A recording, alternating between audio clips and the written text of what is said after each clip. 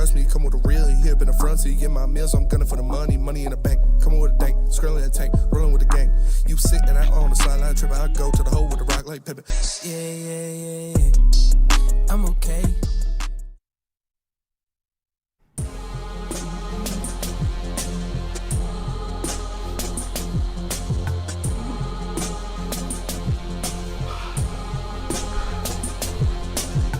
Hands down, going to be the most successful show we've ever had. This is the key to success. This is key to success. Rubbing bananas on your face. This sticking your face in ice water.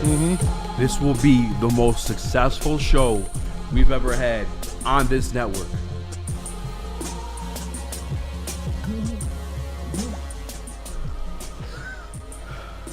The keys to success. Woke up at 3:30 this morning. Actually, I was already up from the night before. And I was playing this new game called Black Myth. What's it called? Wukong. It's all right.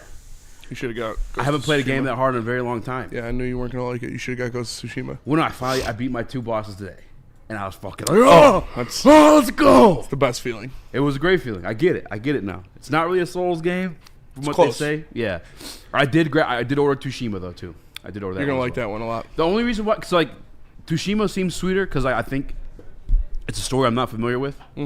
The Wukong, I know the story. Yeah. So it's not as fun even progressing through. The fights are fun. The bosses are fucking sick. The different characters in that game are crazy. I'll say that. But like, I like the story mode sometimes. Yeah. And I know the Wukong. Ghost of Tsushima is one of the best stories in video game ever. Like, Have you played it? Yeah. Yeah. Oh yeah. Yeah. That's the only reason I'm jealous of having a PlayStation people. What did you say? That's the only reason I'm jealous of PlayStation people, because I have an Xbox and There's no exclusives. That game is. I hear everything about that game. About Tsushima? Yeah. Okay. Like you should join. I know brother. people that I bought. used to be Team Xbox. I know people that have an Xbox and then bought a PlayStation just to play that game. I had an Xbox. I bought PlayStation for Spider-Man. Yeah. Ghost of Tsushima is one of the best games ever made, for sure. PlayStation's got all the best exclusives. Yeah, Xbox days are gone, to be honest with you. I didn't even know that exclusives were still like really a thing. What are you looking at? Just all the water in your beard. This is what a successful beard looks like, all right? Not getting audio? No. Would you like me to talk louder, sir? Yeah, I mean. Getting audio here. If you guys don't know what the hell was going on at the beginning of the show, I actually should have sent you the video and not Jesse. Well, I also sent it to Jesse. There's this guy going super freaking mega viral on the internet right now. His morning routine starts at like 3:30 in the morning. I think it's like the most viewed video on Twitter ever. It's up over 700 million views. Yeah. That's where it's at right now. 700 million. Damn, my nudes got out. And then literally, I've been more impressed with people recreating it in their own weird way. I was getting ready to do it. Yeah, that would have been funny. I'll show the tits off. Yeah. You know? That would have been funny. You guys want to see the girls? I'll make the video. You guys want to see the girls? Hey, I sent the video if you want to download it, Chris. Yeah, okay. For some context for people. Let me hit but, that. That's what that was. Honestly, the banana on my face is... This woke me up a little. Yeah, I thought I was going to not like it, but... Yeah. I need to I didn't let this part on my face. Let's see. Oh, sorry. I thought it was gonna I thought it was gonna be like sticky or something, but no. No, it's not. I feel like I'll smell better. Yeah? You know, this is where it's underneath my hat. Hey, Holmes! Put the one to squabble for me, Vadio? Huh? I think the guy's name's Ashton Hall, and then he did a video today talking about people like, I hate people copying me. That's Yeah. making fun of you, brother. He was like, you're either a leader or a follower, and God told me he put me here to lead. Yeah, Sounded like something Eazy says when he's Jesus drunk. had followers, like, you comparing yourself to Jesus? Yeah, that's a What's going on? I will say, if that is really that guy's morning routine, pause. maybe Many pause. Did I? 100 million push-ups? Yeah, right on. Yeah, man. no problem. You cut it short, Chris. Yeah, so this guy is Stop. going absolutely Yeah. super mega viral on the internet right now. Good for him. Good for him. He made so much money off of that video alone. You think so? Oh yeah, for Twitter, like imagine Monetize? it has to be monetized. If it's not monetized, that's one of the biggest L's of all time. I don't think. 700 million views. Well, the one with 700 million views, it's not his profile, I don't think. It's some other guy. It's a tips for men, fashion essentials, and this page is not monetized. Woof. No one made money off that 700 million views. Except Twitter. Other than if you're starting to follow this guy's routine because he is fucking jacked. He's a big dude. I don't know if the money was real, but he said $10,000. Yeah, I think we just got to start moving $10,000, boys. Yeah. That's the funniest part. That is funny. You're just like when a girl walks by, like, 99! Yeah, 100. Did you see the flannel and stick beef?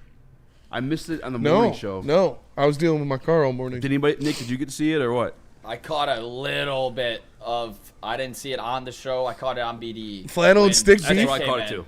I didn't see the morning show. I had a very busy. What's the beef? busy day?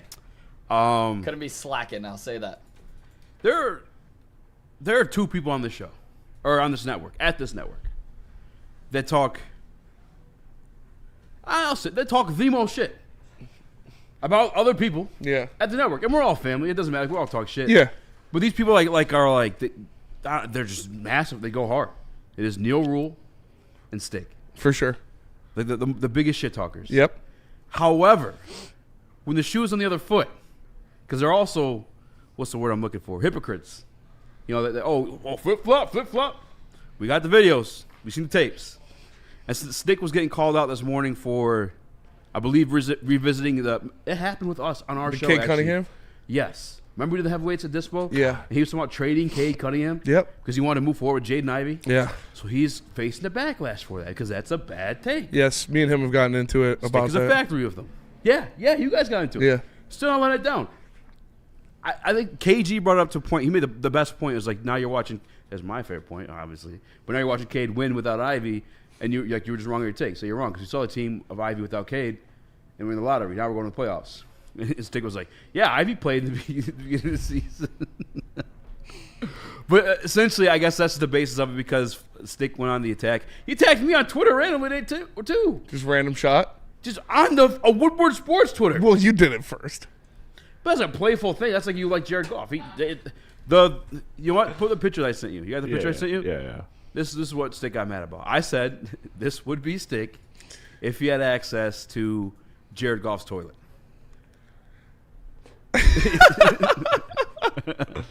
Which is a playful jab. He's a big Jared Goff fan. He tried to slander me. He posted a tweet about me saying we're not getting Deshaun Watson. Yeah. Trying to spin it to me wanting Deshaun Watson. You were there when I said I didn't want him. You and Jeff. Mm-hmm. I'm good on that one. I don't know. Stick, you just can't take it. Neil can't take it. My favorite part is Neil with the fucking. He is Neil Matrix with the fucking lies. Somebody asked me that question. Yeah. Somebody asked me that. You host the fucking show. You ask the questions, brother. Yeah. You were the one asking the questions. No one's asking the other questions but you. I thought it was funny, and I wanted to talk shit to him because. So Flannel and Stick were going at it on air. Yeah, I missed that. It was the morning show, but I caught the aftermath. I guess KG was getting riled up too. KG was defending Flannel Sam. Yeah, hell yeah. I guess Flannel would have to be here to discuss it. Well, I think Flannel was there with us at the golf outing when Stick said it too.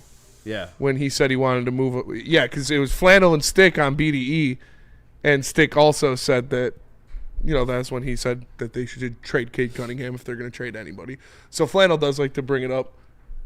I just think it's the funniest that, again, they talk the most shit. But when it gets, the rocks going the other way, they're fucking like, no, or the Stick gets, they spiral a little bit. Shout out to Burn in the Woodward Sports Chat with the Super Chat. He says, you live like that, you're probably already rich and successful like him, so follow his routine. That's what I'm saying. I'm not mad at it. It's fair. If he was really moving the $10,000 he was talking about in the video, for sure. Even if I was trying to look better, that guy is built like a fucking. His skin was very good too. So maybe the bananas and the face wash and stuff means I seen the. I wanted to get the mouth tape, but all right, this is getting weird. All right.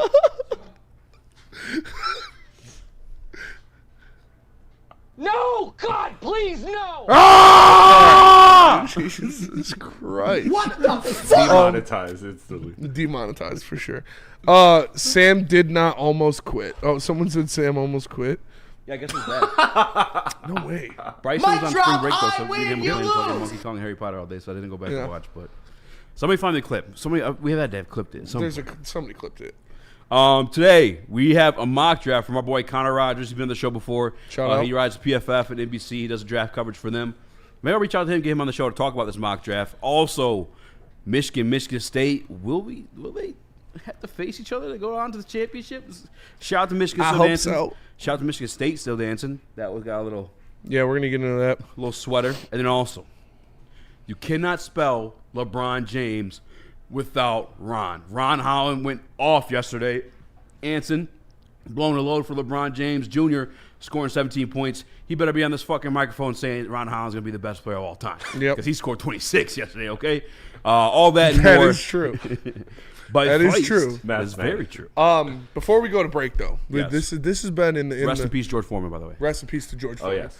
Chris has a manifesto he's going to read for us Yes. later in the show as well. But this has been in the intro topic for the past couple days, and I just wanted to play it before it gets out of the media cycle. So here is Max Clark and Tarek Skubal. Say you want one. I don't know if it's going to be an FC. Tell me it's the one. I don't know if it's going to be an FC. Tell me only one person can fall in the NFC, but this might be something like that. Oh, yeah. Who the heck is with them? Some light. You might be able to throw some K's in there. Yeah, that's fire. But fitting for Cy Young. You like it? That's show, dude. That's dope. Gotcha. Appreciate you. Of course. Anytime. And then I'd prefer the MC on there, but I think maybe we'll just switch one day. you can take this off. I can. Yeah, you wear the MC, I'll wear the screen. Got it. There you go. That's dope. I appreciate it. That's fun. But shout out Isaiah, he got it done in 2 days. We saw the podcast and we had to make it happen. Oh, the one at MLB. Yeah. Was TS, Max transsexual. Clark gifting Tarek Beef in Skubal the Tigers locker room. the TS chain. He said he wanted the MC one. He was like, I want the MC chain. Because Max Clark wears, he's got aura. Kid's got aura. I can't wait for him to be on the Tigers next year, man. He's a stud. Oh, he's so good. I saw there was an ugly him and Jahan. Yeah, him and Malloy collided. Everyone all right? I haven't heard an update about Malloy. I know Clark was fine. Nick, you know any news about that one? AJ Hinch said it'll be just fine. Okay. That's what's matters. Because Jahan, It the needs guy we to might be- actually need, is going to make the roster. Absolutely a guy this team's going to need. Yeah, so. Guy can get on base, and you're somebody right. needs to be on base for Torres, Green, and Carp to hit them all in. Because we know it won't be Javi Baez. Back to you boys about the positives, though. Hey, come on. Javi wakes up every morning. Yeah. Face full Sorry. face full of water for Javi Baez. I actually like this. It's refreshing. Yeah. How cold is it? Is it cold? There was ice in it. There was ice in it. It melted because I'm so fucking hot. And now it's gone. But it's not the blue water that he uses. Shut the fuck up. Shut the fuck up. All right, let's go to break. We're going to come back. We're going to talk some March Madness. We're going to talk some Pistons. We got Lions mock draft coming for you. But first, tell us about Mark White. Mark White gonna do you right. Mark White gonna change your life. But not as much as a bowl of water and ice. Hit up markwhitesells.com. Save yourself up to $5,000 in the closing costs of your brand new home. Dial them up at 248-290-8242. That's 248-290-8242. Visit them on markwhitesells.com. No one gives away more cash and prizes than Woodward Sports. You don't believe us? Here's our latest $10,000 winner. You guys posted, hey, if you guess all this stuff right, we'll give it's $10,000. I'm like, okay, well, why the hell not? And the winning doesn't stop there. How about our Outkick Your Coverage winner? I think you won. This guy's got a hot girl. Bigger prizes, bigger giveaways, cash, merch, tickets, and more. All from the biggest sports network in Detroit. No one does it bigger and better than Woodward Sports. Make sure you're following, liking, subscribing on Instagram, Facebook, X, and YouTube for your chances to share in the winning. From Detroit's #1 sports network, Woodward Sports. How do people feel about getting a Planet Fitness membership for $15 a month? How do they like working out in a clean and spacious gym that's filled with equipment for every workout? And how about free fitness training in the judgment-free zone that leaves them feeling energized all day long? Join Planet Fitness today with the free PF app, online or in club, and start getting that big fitness energy for $15 a month. A ton of fun, a ton of sports, and a ton of man meat. Welcome to the Woodward Heavyweights, live daily 5 to 7 p.m. on Woodward Sports. Planet Fitness, the home of the judgment-free zone where we mean anybody, can get a full-body workout in 30 minutes, and all memberships include fitness training. You get all of that for just $15 a month, or upgrade to the Black Card and get use of amenities like hydro massage, total body enhancement, and access to over 2,500 locations worldwide. Join in club or online at planetfitness.com. Planet Fitness, where your fitness is essential. We got Sam Flannel in the Woodward Sports chat. He says, Neil and Stick have never taken any ounce of accountability for the dumb shit they say. Zero. And he also said, I've repented for all my on-air sins. See? Yeah, I mean, I'm not going to say he's wrong. But that's the thing. Like, it's like Sam may. I mean, all right, I obviously don't agree with him the Benoit stuff. Yes. And maybe that is one worth ever living down.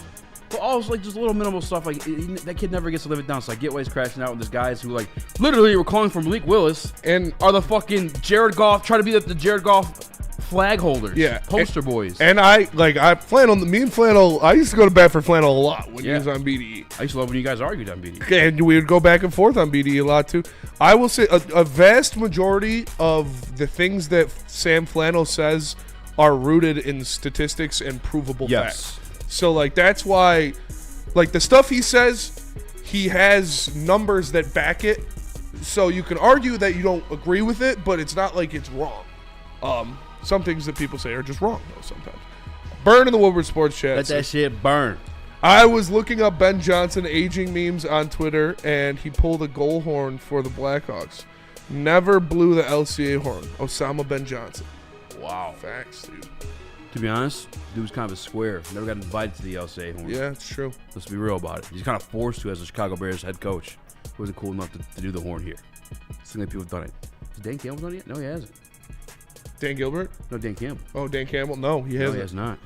Playoffs. Remember we said playoffs. Yeah, I don't want to see Dan Campbell at a Pistons game or a Red Wings game unless it's during the playoffs and he's fucking slamming a beer on the Jumbotron and it's getting everybody going. Did you see Jim Bring out the big guns for the big spots. Dan Campbell on the Jumbotron will get that place going like nobody else. Oh, yeah. Crazy. Are you kidding me? Especially he slams a tall Miller Lite in fucking 10 seconds. Not even. What beer do you think he drinks? Probably Budweiser.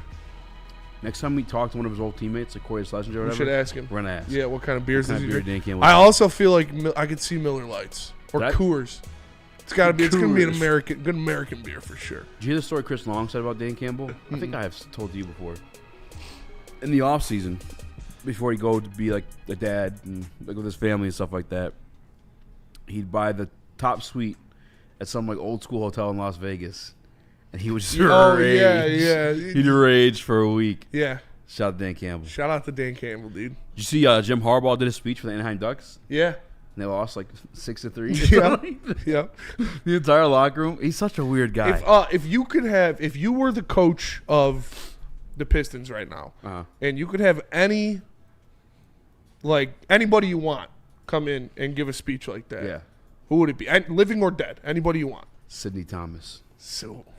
Just walking in with the fucking heavies. That's a good one, dude. That's I should have thought about that angle. You gotta show out the night, boys. Yeah, that's a good one. For the girls. The girls. You want to see the girls?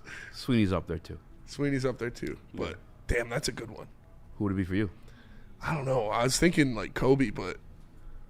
Oh, alive or dead? Yeah, I said, yeah. I don't know if this is like I don't know if I can back this up or anything, but, like, I feel like Abraham would give a pretty good speech. Abraham Lincoln. He'd be in there like, I didn't free you motherfuckers for nothing.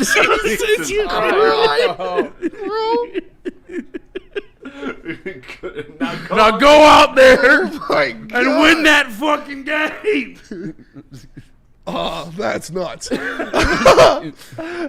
Yeah. Sidney Thomas was the better. You were on to something.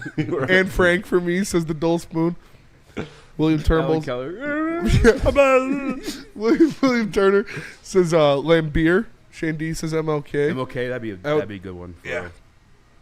Great speech. I don't know. Nick, do you have one that... Could I pick, like, Mel Gibson in Braveheart? Like, in full character? On the horse. Yeah. In the locker room. Giving that speech? Yeah. I've never seen that movie, actually. You've never seen Braveheart? You've seen it? Oh, yeah. Yeah. You've seen it. Braveheart? Yes. All right. Was it before our time? Yeah, it's, I mean, not Doesn't mean you don't not watch that it. That's long fair. before our time. That's fair. I've seen Back to the Future. Watched it in like 7 history classes. Yeah. Yeah. What? Abraham Lincoln shit. Dude, that shit. Motherfuckers for nothing. That's crazy. Nick, you got anybody that sticks out? I was just thinking of like any of the GOATs that actually like don't want to lose, and I just thought of MJ off rip, which is probably bad to say in this town, but I would think Michael Jordan would come in with some fire pregame material when it comes to not losing, and probably making up some ridiculous stories about what the other team said about you. Yeah. Because he is gaslighting his own brain. That's Michael Jordan. That is what he does. I'm so impressed with Jim Harbaugh as a coach all around, because he's not necessarily the X's and O's guy. He is like the rah type of guy. But like watching some of the Michigan players' interviews, and they were asked about Jim Harbaugh. They have stories like, yeah, he's a weird guy. Everyone confirms weird guy. I met him myself, weird guy. It goes into just watching that speech to the Anaheim Ducks, and they're like giggling and shit like that. But it's crazy that same guy somehow communicates that passion and shit to success. Yes. Because everywhere he's gone in some form or fashion, that team has seen to kids, success. because he's done it in college. To adults. Yeah, grown men. Yeah, and you're right. The kids are the ones that make fun of you. Yeah. They're the ones, like Tina just scared the living shit out of me. Calling him cornball, yeah. Yeah. And he's delivered that message all the way to the national championship. Got a burger in there too. Chris, you got anybody that jumps out? Mine was also Kobe, just because with MJ, I feel like Kobe had like a more like, Kobe was less like, you know, I'm standoffish to like the new players and stuff. Like I feel like MJ was really kind of just like like he was an ultra competitor. He wanted to win. He wasn't gonna help nobody. Like Kobe, I feel like genuinely like the love of the game he has for basketball, and obviously just the aura he carries among like today's players. Yeah, I feel like that's the one if you're going for Pistons specifically. Yeah, Abe I don't know. Says, or give me 4 scores. I don't know if it'd be a good or a bad thing, but a Rasheed Wallace for the Pistons. That'd be good. That could go one of two ways. It doesn't have to be the Pistons. It's just like if you were a team, the head coach of a team. Well, I'm taking Abe out. I gotta pick somebody. I'm just kidding. Who? I'm joking. I said I'm taking Abe out. I gotta pick somebody else. John Jones says Gerard Butler in full 300 attire. Till Hardy says Obama. Yeah, Obama. Adam Sandler. Till Hardy also says Yoda.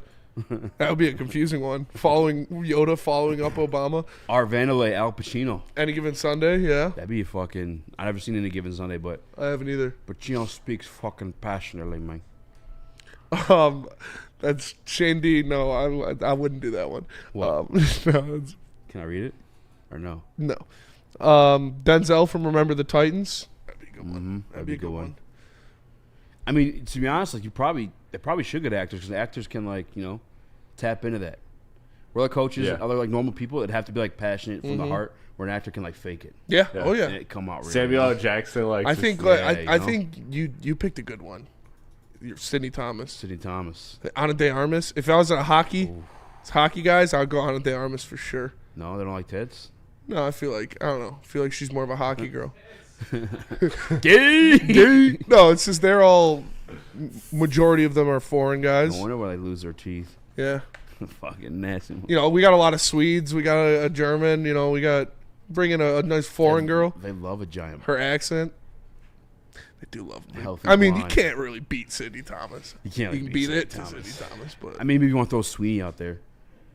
I feel like it's like Charizard versus Blastoise. That is like Charizard versus Blastoise. Battle of the Titans. So that's a good one. 4 big reasons why you guys should go out there and win that game. You know what I'm saying, though? LeVar Ball, says Jay Henny. Dude. Yeah. I fucks with LeVar. I actually fuck with LeVar. I like LeVar. Yeah, LeVar's the man. Who was the initial like bad bitch in the side court where the guy was like balling? Who was it? In that famous person? Or was it I see you looking. I know. Yeah. It always goes to that edit. It was Jordan Poole, wasn't it? Yeah, it was Who's Jordan the girl? Poole. It was just 3. There's 3 baddies. 3 baddies. Yeah, Sidney Thomas walking that bitch. Ron Holland's averaging 26. That's my favorite thing. It was like Jordan Poole seen some baddies in the front row and turned into prime Steph. Yeah. That's the key to success. Gene That and Hackman. sticking your face in some cold water. Once upon a time, it was probably Lisa Ann for a lot of people because I remember she had that whole video about like she'd been with a lot of NBA players and whatever, so she used to like purposely sit courtside. Yeah, Kendall Jenner. Has Too. she been successful ones though? Kendall Jenner's with Devin Booker. Fair point. Yeah, and she was with Blake for a minute. And Blake.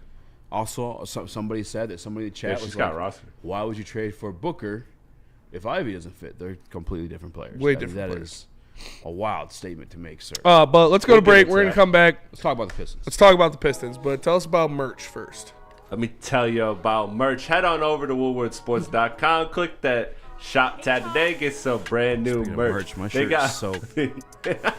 They got hoodies, tees, hats, all that, all tees, all season. Make sure you are getting the latest, best, and greatest Detroit sports merch right here at woodwardsports.com. Click that shop tab today and get some fly new gear. Love Woodward Sports? Love wearing clothes? Then you should be wearing Woodward Sports clothes. Check out our full line of merch at woodwardsports.com. Just click on shop. We have all your favorite designs, like Dan Campbell kneecaps, Woodward golf, and of course, our own logoed out merchandise. Men, women, infants, kids, all love Woodward Sports. Impress your friends. Impress your boss. Impress your dog. Buy Woodward Sports merch today.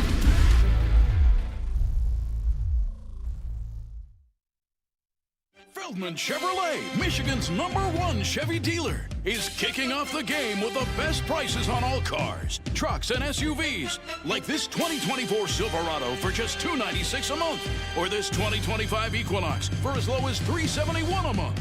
Our locations in Novi, Highland, New Hudson, Livonia, and Lansing means we have the perfect Chevy right in your backyard. Get the home team advantage every day at Feldman Chevrolet, Michigan's #1 Chevy dealer. Listen, I'm not sure who, but somebody let the Tigers get hot.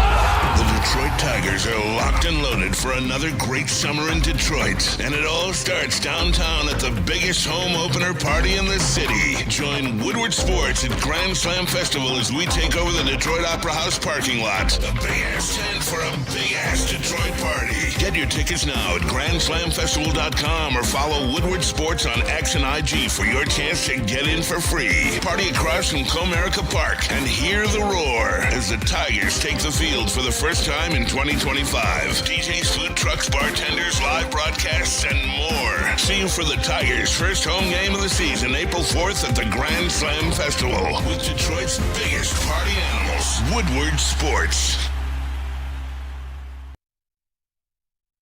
Feldman Chevrolet of Novi, Detroit's #1 Chevrolet dealer and the Chevrolet Dealer of the Year for 6 consecutive years. Get a 2025 Chevy Silverado 15 under crew for just $199 a month. And you can also get a 2025 Chevy Equinox for only $249 a month. Come see George Hawes and his team at Feldman Chevrolet of Novi today. What up, though? Welcome back to Woodward Heavyweights live on WoodwardSports.com. I'm Eazy, joined by Smash that like button. Young Chris, Nicholas, Koloff. Yeah, smash that like button. I did see earlier, though, it wouldn't let me like it. So I don't know if it's some weird situation like that. Shout out to CK in the Woodward Sports chat, but Neil and Stick are never wrong because they phrase their opinions in win-win situations. They never go out on a limb. Stick actually just says dumb shit. I love Stick, by the way. Like, we have like that. I think Stick and I having the wrestling match, whatever the hell you want to call that, like, we grew tighter, and I'm glad we had that situation because, like, now we could beef. And no, like, I'll beat his ass. No, I'm just kidding. No, now we can beef as, like, brothers, you know, and get over it the next day. You and I have gotten heated and shit like that. Yep. Neil does do the 50-50 stuff, but during the Malik Willis stuff, no. He was, or be prepared for Jared Goff to be your quarterback. Like, it wasn't playing a 50-50 ball then. But regardless, we're here to talk about the Detroit Pistons. Because Ron Holland went off yesterday for 26 points. And it wasn't in a blowout game they lost like the Lakers and Bronny James did. He actually did the goddamn thing. Yeah. But the thing I was most impressed about, because a lot of the transition stuff you saw in the draft process, you saw he's a super freak athlete. Not super freak, but he's a very athletic kid. Mm-hmm. The passes. That's why the 6 assists. Yes. They weren't the prettiest, but just having the eye for the ball or having the eye for your teammates in those situations, dude, that was phenomenal. His ability to run the floor, control the rock, and distribute the ball at his size is extremely special. Like, what he can do in transition and in the open floor at 6'8" is very, very special, even when it comes to the NBA. I've said this before. I said it on Twitter. I think Ron Holland's going to be the second best player on this team when it's all said and done. I think he is going to be the Robin to Cade's Batman. I said before that I've comped him to guys like Jimmy Butler and even Kawhi Leonard at a peak. I think he showed us a little bit of that. And obviously the jump shot still needs some work. That is something you truly have to have down before you become an elite player in the NBA. But you look at all of those guys, guys like Jimmy Butler, guys like Kawhi Leonard, guys like Jaylen Brown, guys like De'Aaron Fox. All of those guys adjusted very well to the league and got a jump shot to be a weapon for them. And I think Ron Holland can get to that point. He's only 19 years old, and it's not like his jumper is ugly. Like, he is. It's a nice-looking jumper. He has a lot of confidence pulling it off the dribble and in catch-and-shoot factors. I think his potential is the number 2 player on a championship team behind a Cade Cunningham. I truly believe that. I think what he does on both sides of the ball is extremely impressive. The pressure he puts on the rim and opposing teams' bigs, both in the half court and in transition, are things that you just can't teach.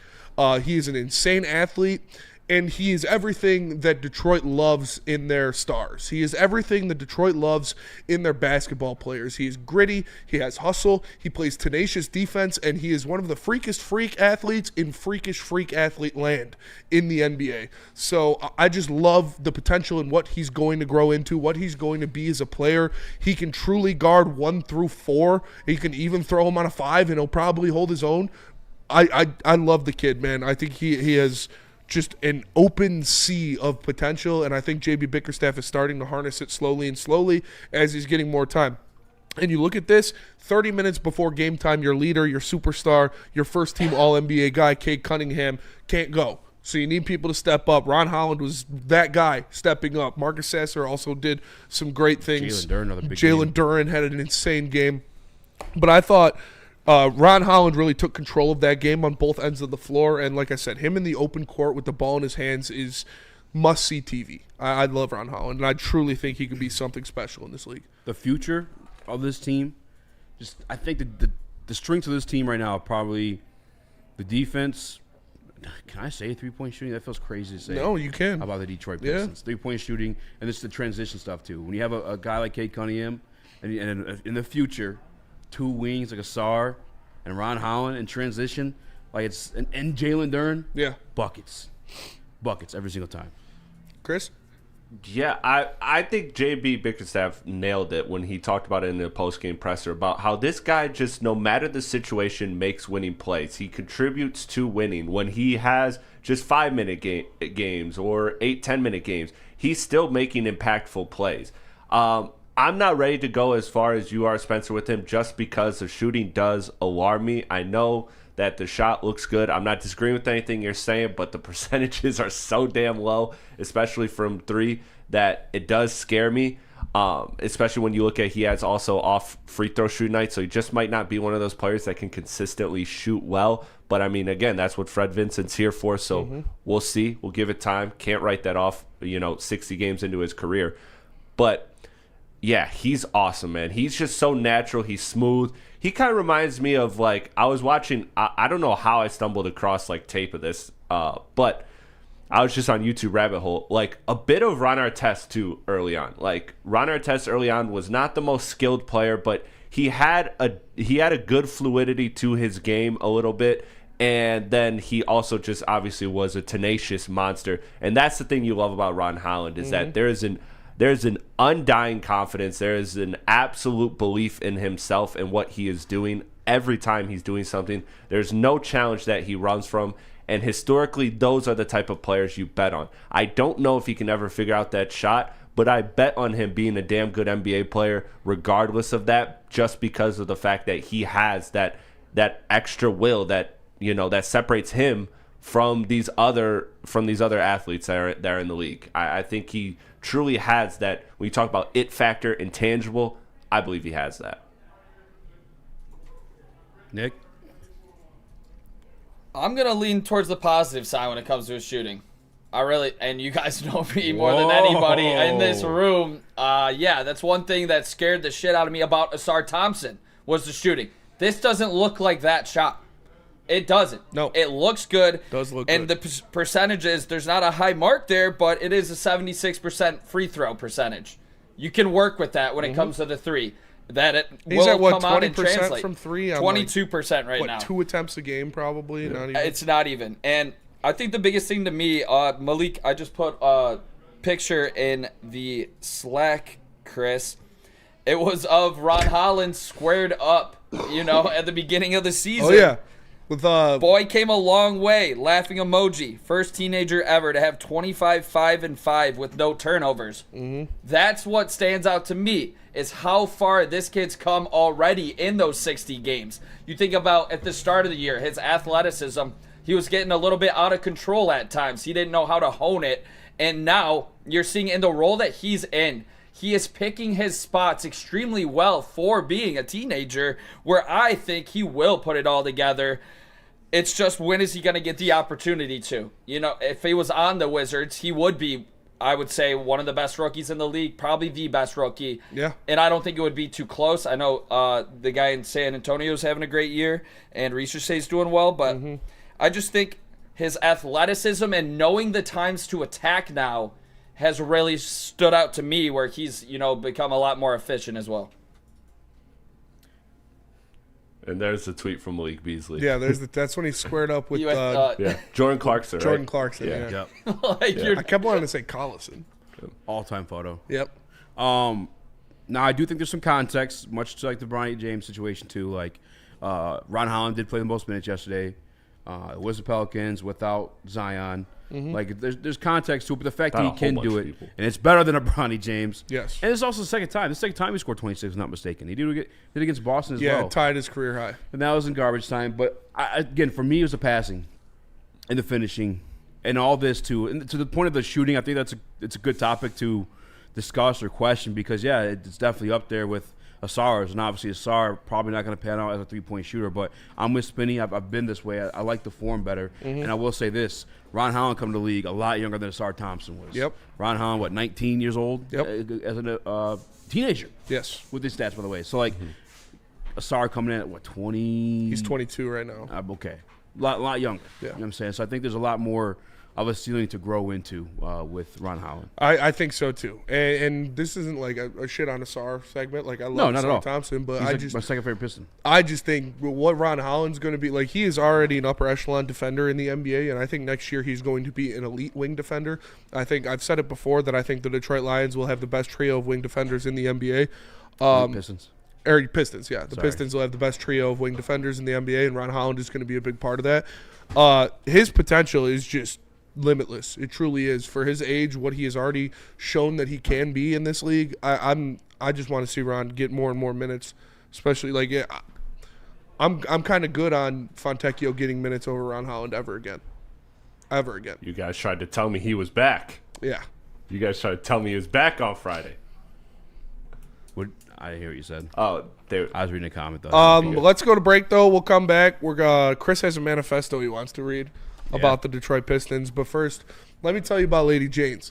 Lady Jane's Haircuts for Men. Stop in, sit down, relax, get an amazing haircut from one of our lovely, talented stylists. You can also get the hot leather neck shave, scalp massage, hot towel treatment, or just get the King's treatment and get it all wrapped into one.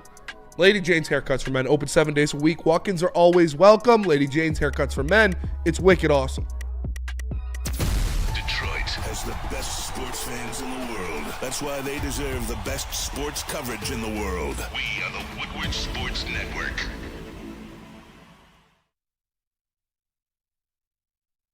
Walk into any Lady Jane's Haircuts for Men today. Open 7 days a week. Sit back, relax, and enjoy precision haircut, scalp massage, hot leather neck shave, and hot towel treatment from one of our talented stylists. Step up your game this season and take advantage of our $20 haircut special.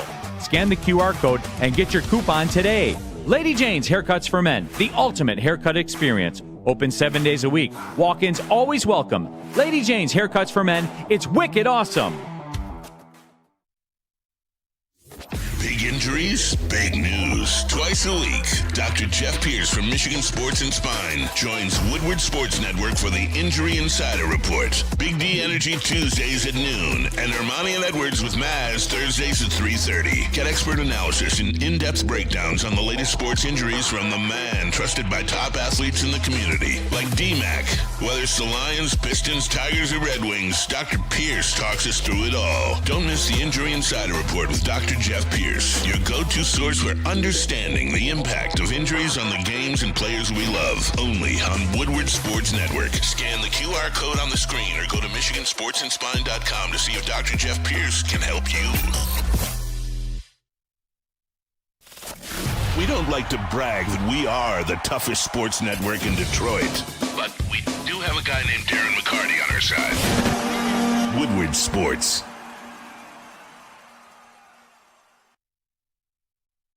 Sports fans, don't miss out on expert sports injury insights with Dr. Jeff Pierce of Michigan Sports and Spine. Join him every Tuesday on Big D Energy and Thursdays on Ermanni and Edwards with Maz, where he offers top-notch injury advice. Trust the guy that D-Mac trusts. Dr. Jeff Pierce here to keep you in the game and performing at your best. For more information, visit him at Michigan Sports and Spine or call him at 248-426-9944. Some of the stuff I read, and I love you guys, and I appreciate you like watching the show. Varys, brother, I can't help you. I really can't. You're lost. I'm gonna let that one be. Yeah. That's your own battle you gotta deal with, brother. What up, though? Welcome back to Whatever Weights. Smash that like button, be a friend, tell a friend, and share the stream. I'm Eazy, joined by Small Rax. Smash that like button. Chris, Nicholas Koloff. And we're going up on the Detroit Pistons because we're going to the fucking playoffs, mate. But Chris promised us 3 times today that this is the most researched topic he's ever been prepared for. And I'm curious to see what he's come up with. What do you cook up, Chris? So this all started like after Ron Holland's game. I had my boy Eazy of Dead End Hip Hop hit me up, and he was like talking about it. He's a big Detroit Pistons fan, and he was just like, this is why you don't trade for Booker. And I've seen a lot of people saying that, a lot of people throwing that in the face, because that's obviously been the conversation we've had. We started it here, but it's reached other platforms. So I just kind of sat back. I did, since 2000, the last 24 champions. I know, real quick, but I was going through them, and I noticed a trend. And there was 3 franchises that won championships with their top 2 to 3 best players all being drafted on that team. And those teams were the Spurs, the Warriors, and the Nuggets. Now, Spurs and Warriors won multiple titles. The Nuggets just won 1. So you look at that and you go, okay, these are 3 teams or franchises that won multiple championships, and they had all their best players were drafted. Well, what's the other commonality? What's the commonality between those teams? They all had a top 15 of all time player, and they all had multiple Hall of Famers with the exception of Jokic next to them. What are the teams again? The Spurs, the Nuggets, Warriors, and the Warriors. Those 3 teams. So those franchises count for 8 titles of the last 24. And Nuggets got some other guys too. Yeah. I mean, but I'm saying like Hall of Famers. We'll get into that part. But for me, guys, look, our favorite team in this room, we all know it, the Detroit Pistons, the 2004 going to work Pistons, right? They had 1 starter. Their worst starter was a drafted player on that team, and 2 bench players. That's it. Those were the only guys in the rotation that were playing minutes during that playoff stretch that were organically made in Detroit. And neither of those 2 on the bench were sixth man. Shout out to Lindsey Hunter and Mehmet Okur. But my point being is that historically, you're going to have to make that move to get a good team. Too, if I'm not mistaken. Yeah, Lindsey came back, but I'm still counting him as homegrown just because he was drafted here. But yeah, you can play that semantic if you want. So looking at the history I just outlined, you have 4 scenarios. You have one scenario where Cade Cunningham becomes a top 15 all-time NBA player, is a multi-MVP, and has 2 Hall of Famers grow next to him. And then you have those players also take sacrifices, because the Spurs and Warriors, remember, both those teams, Tim Duncan, all of them took pay cuts to stay together. Steph Curry didn't necessarily take a pay cut. He just had injuries. Draymond did. Yep. Draymond and Clay did, but Steph actually had to He had injuries at the time, so he took a shorter contract just for that reason. It wasn't necessarily for winning per se. But all those teams took financial sacrifice so that they could go out and get veterans, too, to fill out the roster and help them win those championship teams, because half of their rotation was players that they didn't draft. So you need all of that to happen and go right, or you need everything I just said in scenario 1, except Cade Cunningham is just Jokic, and he doesn't need 2 Hall of Famers, and he somehow won. That's a 1 in 24 chance. So if you're putting this together, if you're just doing the math on it of the last 24 years, if you want to go the organic route, you have at best, after trading your assets, after making all the right moves, developing your players, believing in them growing to be what you think they are, getting them to financially sacrifice their first big payday, you have a 1 in 3 shot at a championship. And then if you want to play the Denver route and just bank on Cade Cunningham being Cade Cunningham, then, and I'm not trying to put a ceiling on him, but then you're looking at a 1 in 24 shot. Those other 16 championships since the year 2000, 1 or 2 of their top 2 to 3 players were all acquired via trade or free agency. What about to say? So all I'm saying is this, I'm saying, look, we don't have to evaluate this right now in this moment. We can let this season play out. This is a great season. We can evaluate these young guys, see what they are, learn what they are in high-pressure moments like the playoffs. And we don't even have to make a move this offseason. We can look at this a year down the line or a year and a half down the line before these contracts really start to come up and you have to have these questions. But those days are going to have to come. And you better believe that Trajan is in that front office either right now or this summer having conversations, figuring out what Jaden Ivey's contract is going to look like, what Jalen Duren's contract is going to look like, just in terms of market value, trade value, all of that, because that's his job. Mm-hmm. That is what this team has to do. That is the reality of it. I know we love all of these players. We believe in all of these players. I would love all of these players to be here. But historically, if a guy like a Devin Booker, a Lauri Markkanen, whoever you want to name, becomes available, you have to at least look at it. Because that's just the history of the NBA. Yeah. No, for sure. I think great job, Chris, by the way. Without question. Yeah, I think that's the move you make. You have to make a move like that to put a team over the top. You look at the Pistons, and they did it in 2004. Like, they went out and they traded for Rasheed Wallace to put them over the top after already signing Rip and Chauncey and free agency and different things like that. There comes a point where you get to, as an NBA team, where you need that extra oomph to put you over the top. Now, are the Pistons at that point right now? No, I don't think so. I think they're rapidly approaching that point. I think they're getting really close to being one piece away from being a championship contender. Mm-hmm. But you still want to see some of these younger guys develop. You don't really know who they are going to be 100% just yet. So I think you want to see your younger guys develop a little bit more. But I do think at some point they're going to make a move to push them over the top. That is, as Chris just alluded to and broke down the numbers for, that's how the NBA works. So I don't expect it to be coming this summer or anything like that, but at some point you better believe the Pistons are going to get in those waters. Mm-hmm. Yeah, I'm with you. There's two ways of looking at it, and I'm the logical way. The most, like, I guess, non-crazy way is you do have to give this like 2 years. 2 years minimum. This, like, or just next year to see what everything else is. The argument against it, though, and I'm actually curious to hear you guys' thoughts on this one, is Devin Booker at that point would be 30, and that's the star. Yeah, and it doesn't have that would to want. Be it doesn't have to be Devin Booker, but if we're being realistic, we are Detroit. Not many stars are looking to come here to play in Detroit. That's one that's willing to. That's a guy that loves here. You know what I'm saying? Also passionate about the team. That's the only other argument. I'm not making that argument. I'm just letting you know that that's the only one out there. But you're right, though. I have a dream that one day. I'm not going to make recipes Martin Luther King, but I do have a dream. I had a dream watching the rookie all-star team or the rising star team, Cade and Evan Mobley. Yeah, that could be a piece as well. Could that be your Jordan Wade? I'm sorry, your LeBron Wade team. And your goal, like you said, we are Detroit people, don't generally like to come to. That's going to change if Cade Cunningham continues to play at the level he has consistently for the next couple years. People are going to look at him and be like, they've got an MVP contender in Detroit. I'm going to go play with him because he gives me my best chance to win and to get a payday. So that's going to change the view of, like, you see it happen with Milwaukee. People wanted to go there and play with Giannis. What's the difference between Milwaukee and Detroit? Damian Lillard? He already won a championship at that point, though. Yeah, and that's why, I mean, you're going to get to the point where you see a superstar player over there, and you're like, all right, I'll go play with him. Yeah.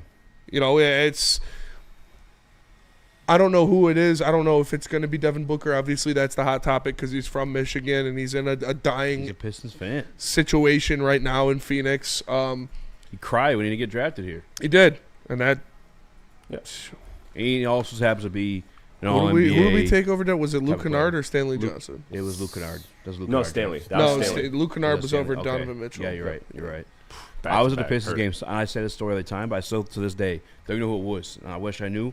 Hardest jersey I've ever seen in my life. Had the Donovan Mitchell Pistons practice jersey on at the Pistons game. That's fire. That was fucking fire. Damn. And it hurt also. It does hurt. The whole point of this isn't to say specifically trade for Booker. It's just to call out the hypocrisy of look at how teams are built and model off that, because I'm sorry, but I want championships. So I'm looking at this realistically. And again, if all 5 of these guys, 6 of these guys want to hit their ceilings and be players, great. But you probably can't afford to keep all of them. Even in the Spurs and Warriors situation, what am I naming? I'm naming 3 players. Mm-hmm. You guys want to keep all 6. You guys want to keep Cade, Ivy, Asar, Holland, Stu, Duren. You want to keep 6 players. Without even mentioning Ron either. I did mention Ron. But that's without mentioning Ron either.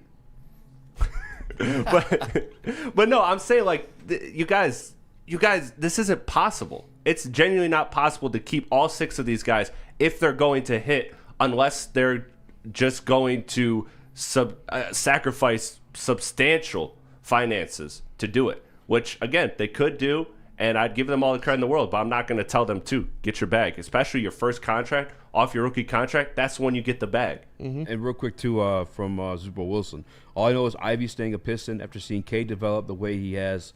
It would be stupid to dump Ivy.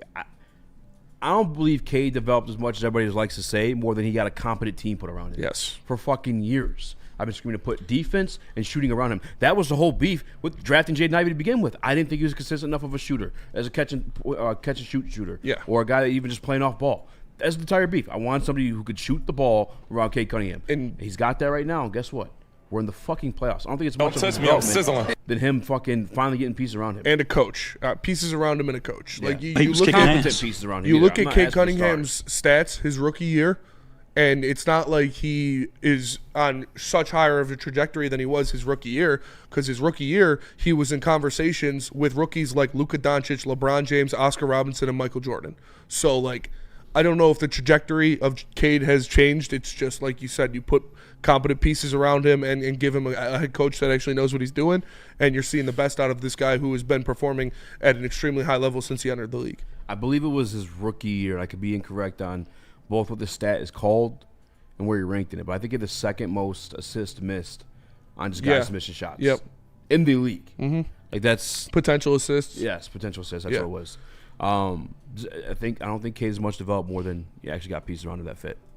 Hey, Chris, I got to say, this was a great manifesto. Let him cook. I want to ask you, who is the guy that you want to put next to Cade the most? Who's the guy that you cannot move off of to pair with Cade that's already on this team? If you do want to go out and get somebody, who's the guy on your list that's can't have him, in any discussion when it comes out to getting that other star? Yeah, I mean, that's the other part of it, too. Who knows if Devin Booker becomes available if they ask for too much or they just don't like the Pistons package. Again, you do your due diligence. You research, you try, you have the conversation. You have the Myles Garrett conversation. If you don't, you're a fucking idiot. Mm-hmm. So, in your question, I'm looking at Asar as the one guy that's the almost ultimate deal breaker for me. Jalen Duren's really getting close to there with me because I just love his chemistry he has, both with Cade and sneakily Asar. He's shown a lot of ability to be, not Cade reliant and be a little more versatile. He's a little more Bam than I thought he was coming into the league. I mean, I know there was those comparisons, but I wasn't ready to give him that. So I've seen a little more independence from him, which is what you want from a big man, because if they're not independent and they're entirely tied to their guard, then you could just go out and get Jackson Hayes like the Lakers are doing and be fine. So Duran's proven to be very, very valuable and one I want to keep. But Ausar is the one I'd keep up at night because that's the guy that if I have to go against Tatum or Luka or SGA or one of these elite bucket getters, and I could just give them Ausar for a whole series and put them in hell, in jail, that to me is invaluable. And I would almost not want to trade that for anything. I agree. Let's go to break. We'll come back. Mock draft. Lions drafting big. Tell us about socials, Chris. Let me tell you about socials. The best place to stay up to date for all the digital news is right here at Woodward Sports, the best Detroit sports network. YouTube, Instagram, X, Facebook, TikTok, Twitch, all of that. Woodward Sports is right here at Woodward Sports, your best digital network. Is that an octopus in your pants, or are you just happy to see me? See what I did there? Go Red Wings! From Octopi Experts, Woodward Sports. Stop searching for a vehicle and start finding one. Les Stanford Chevrolet Cadillac makes it easy. We harness the power of multiple dealerships and own the biggest selection of GM brands in the area to get you the car you need. With the Les Stanford Group, you'll have access to 4 different dealerships, providing you with more makes, more models, and more choices. We're connected to more than 1,000 vehicles. And with so many high-quality CPO vehicles available, you'll find new car quality at pre-owned prices. You can start and end your search at lesstanford.com today.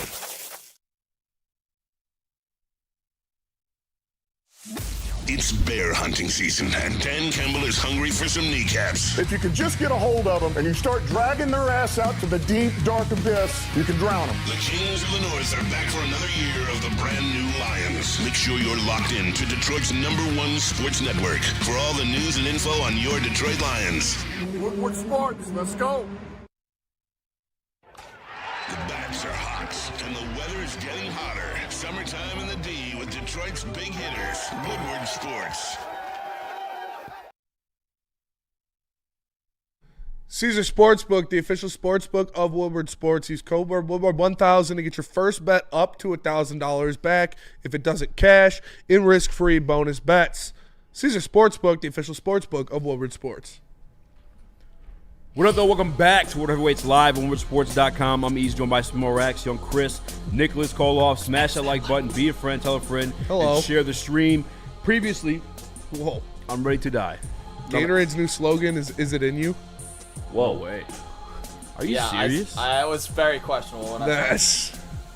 It was a picture of Haley Van Lith and Juju Watkins, and then it was Cooper Flag. Did you see Juju Watkins and Jaden Daniels? Yeah, I did. See his moms? I did. I mean, get between all that. Yeah. If they ever find Gatorade bottles in one of those Diddy raids, it's over. That's true. Oh, is it in you? It's over. Jaden Daniels, Juju Watkins would make the best quarterback ever. What position would that kid play? What? Juju Watkins and Jaden Daniels' kid. Running back. Yeah, you play whatever you want. Honestly. Running back, dude. Or a slot receiver. I mean, anything, really. Yeah. I mean, the floor is yours. Juju Watkins is You can go to the NBA. She's a hot. point guard. She's very pretty. Connor Rogers, both of PFF and NBC Sports, does tons of draft coverage for both organizations. Shout out. We'll have him on the show as soon as we get close to the draft. Maybe on the show 2 more times. Have him go over this draft that he did because he's such a draftaholic, such a sicko.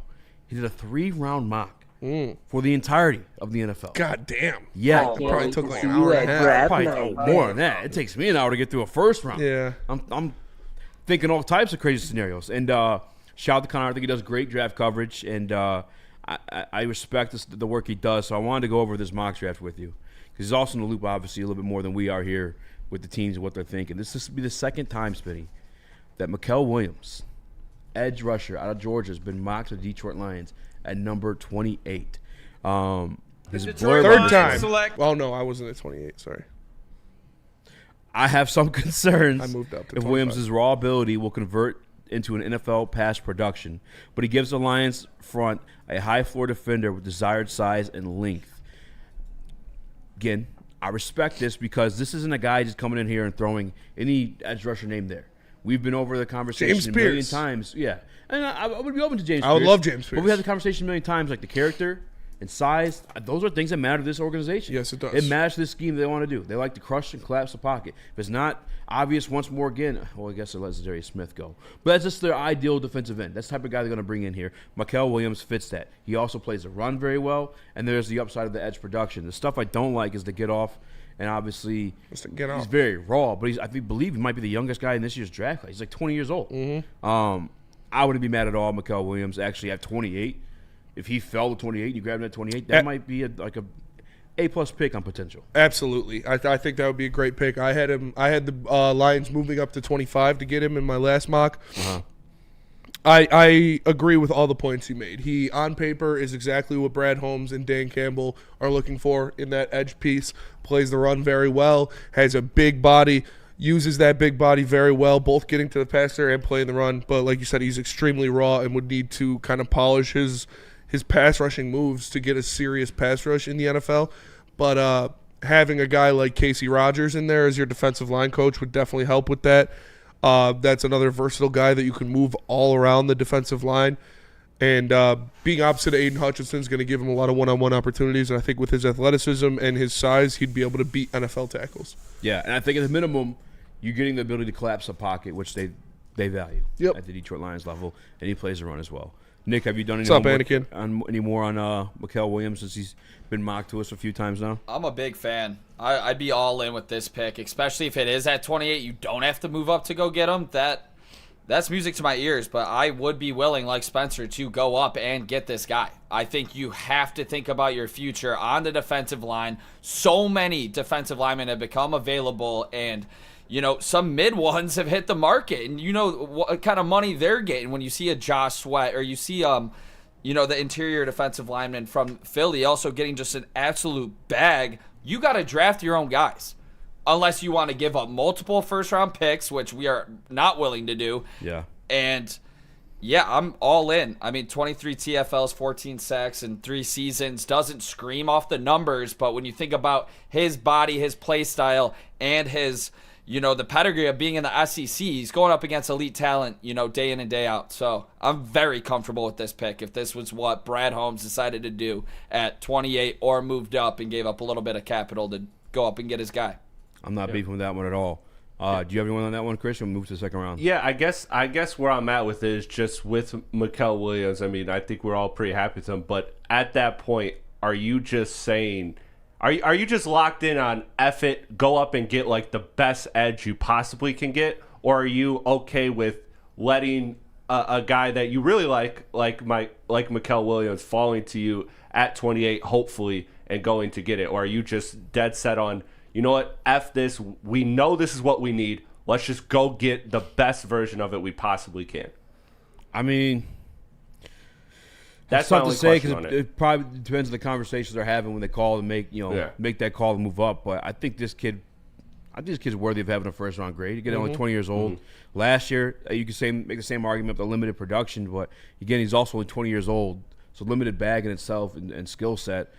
Also played on, I believe, it was like a sprained ankle the entire season, if I'm not mistaken. He's 6'5", 270. That ain't ran a 4.7. He had like an 8.2 RAS score. He still put up first-round caliber tape as injured at 20 years old at Georgia. I think that's very impressive. I like this pick. I'm not going to lie. If you told me that the Lions got Mikael Williams or Shamar Stewart or James Pierce Jr. at 28 or around there, I'm happy. I'm happy as a clam. Yeah, I would be happy with any of those guys. I just might dip my face in some water to celebrate. I think that James Pierce Jr., excuse me. His nickname.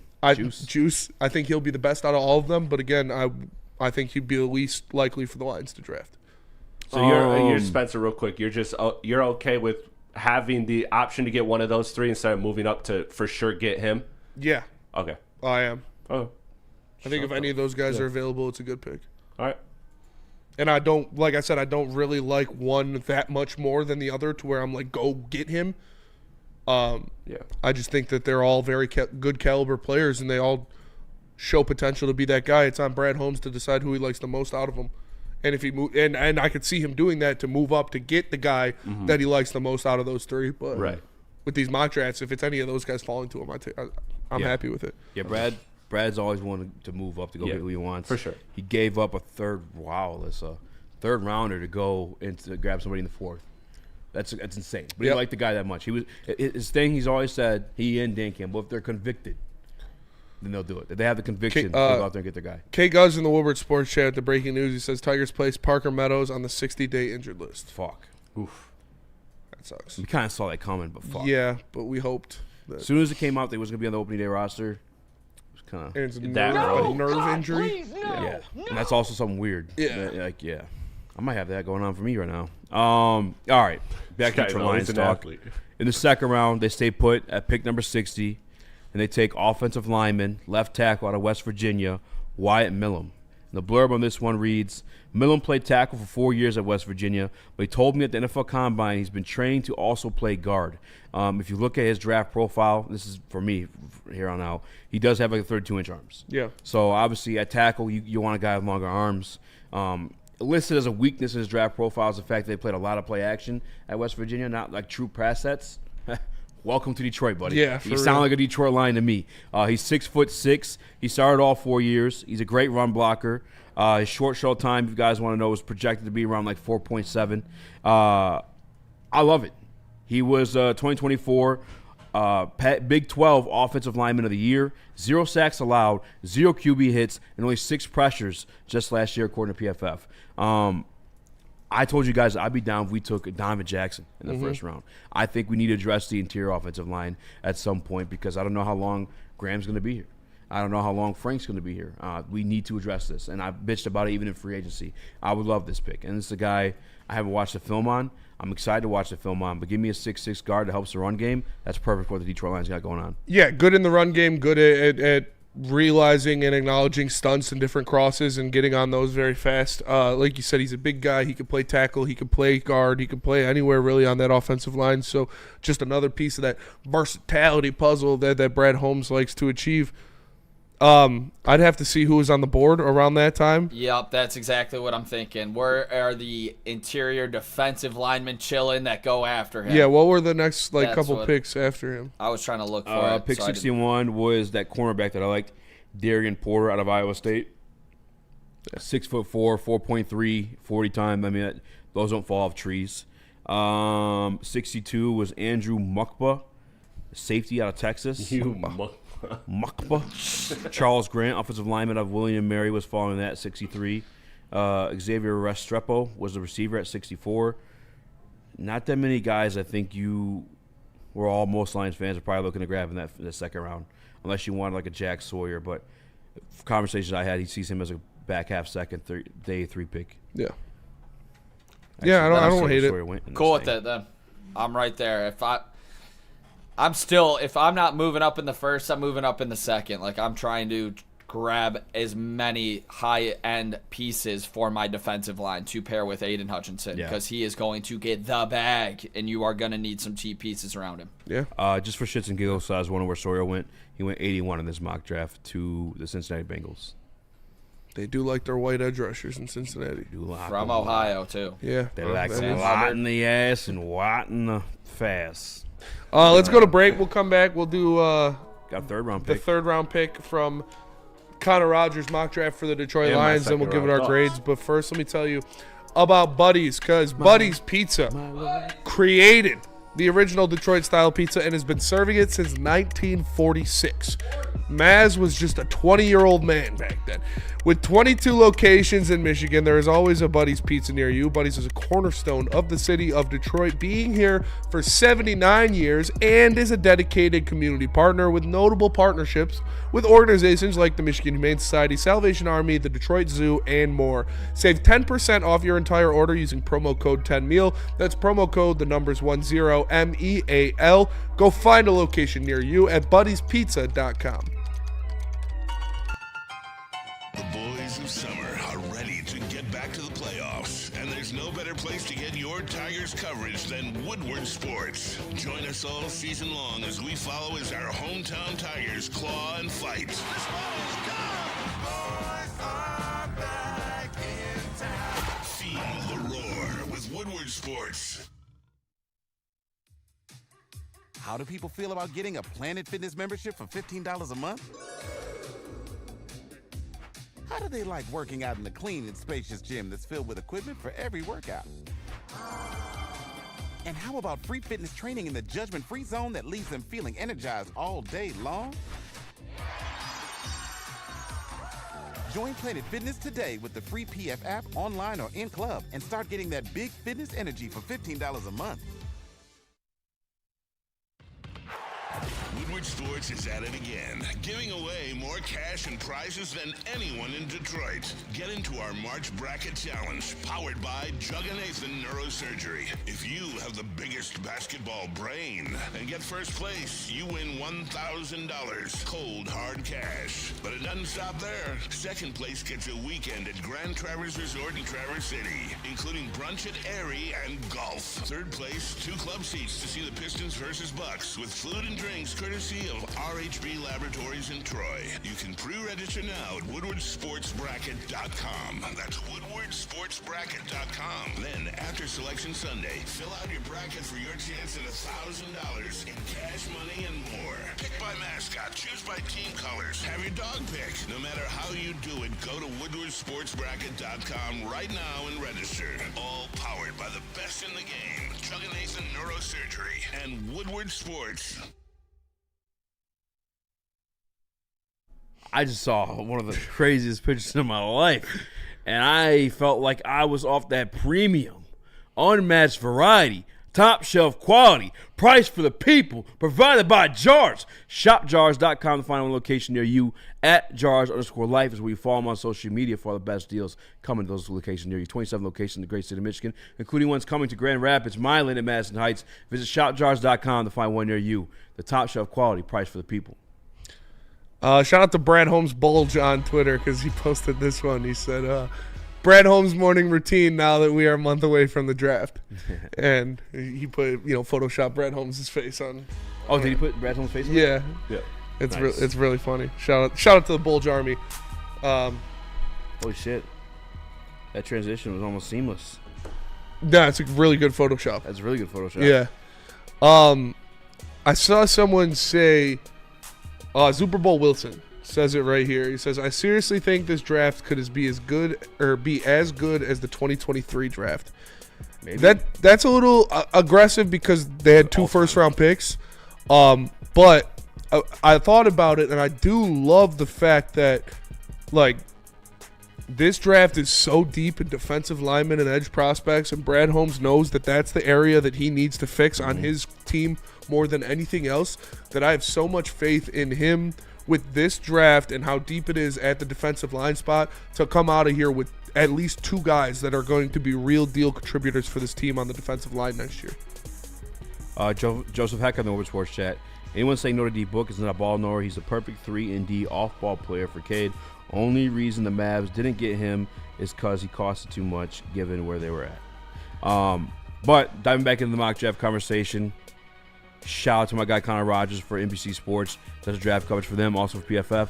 Check him out on the NFL Stock Exchange. Let me follow the Detroit Lions. I apologize. The 3rd round pick for the Detroit Lions, he selected a guy that I'm still scrolling for named Jalen Royals. The mock-up on this one reads, Royals is one of the best in this class at adjusting the throws, showing concentration and the ability to angle his body in congested areas. Picking for the Lions was one of those, wow, this roster is insanely good moments for me throughout this entire experience.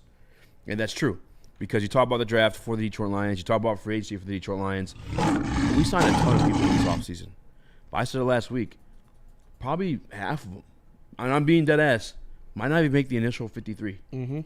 That's how stacked this team is at this point. Yes. We're adding cornerbacks that we don't know are even going to be on the roster because we're already so deep. And on top of whatever we end up drafting here because he goes BPA. But, yeah, this roster's stacked, and I think you grab guys that can fit and play for you now, but he's going to go BPA regardless. Michael Williams, more of a project piece. I think Wyatt Mullins, he sounds like he's just ready to go. We could probably step into play this year. Jalen Royals, you guys know how I feel about receivers. If you don't, I think those guys are just hitting the ground running almost every single year. Them and running backs, I think you see it time after time. I think other positions probably developing, catching up to it too, but more than any, running back and receiver.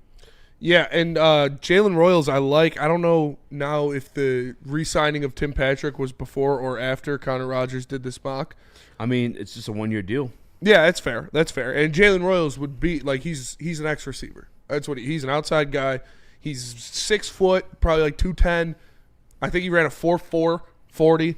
And like he said, he is very good at getting the ball in the air, finding the path of the ball, high pointing the ball, and getting some of those contested catches.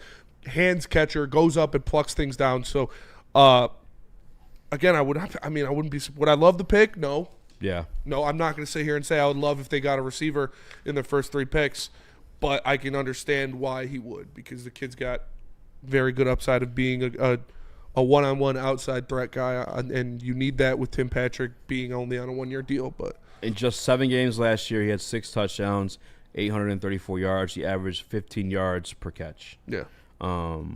He also forced 17 missed tackles.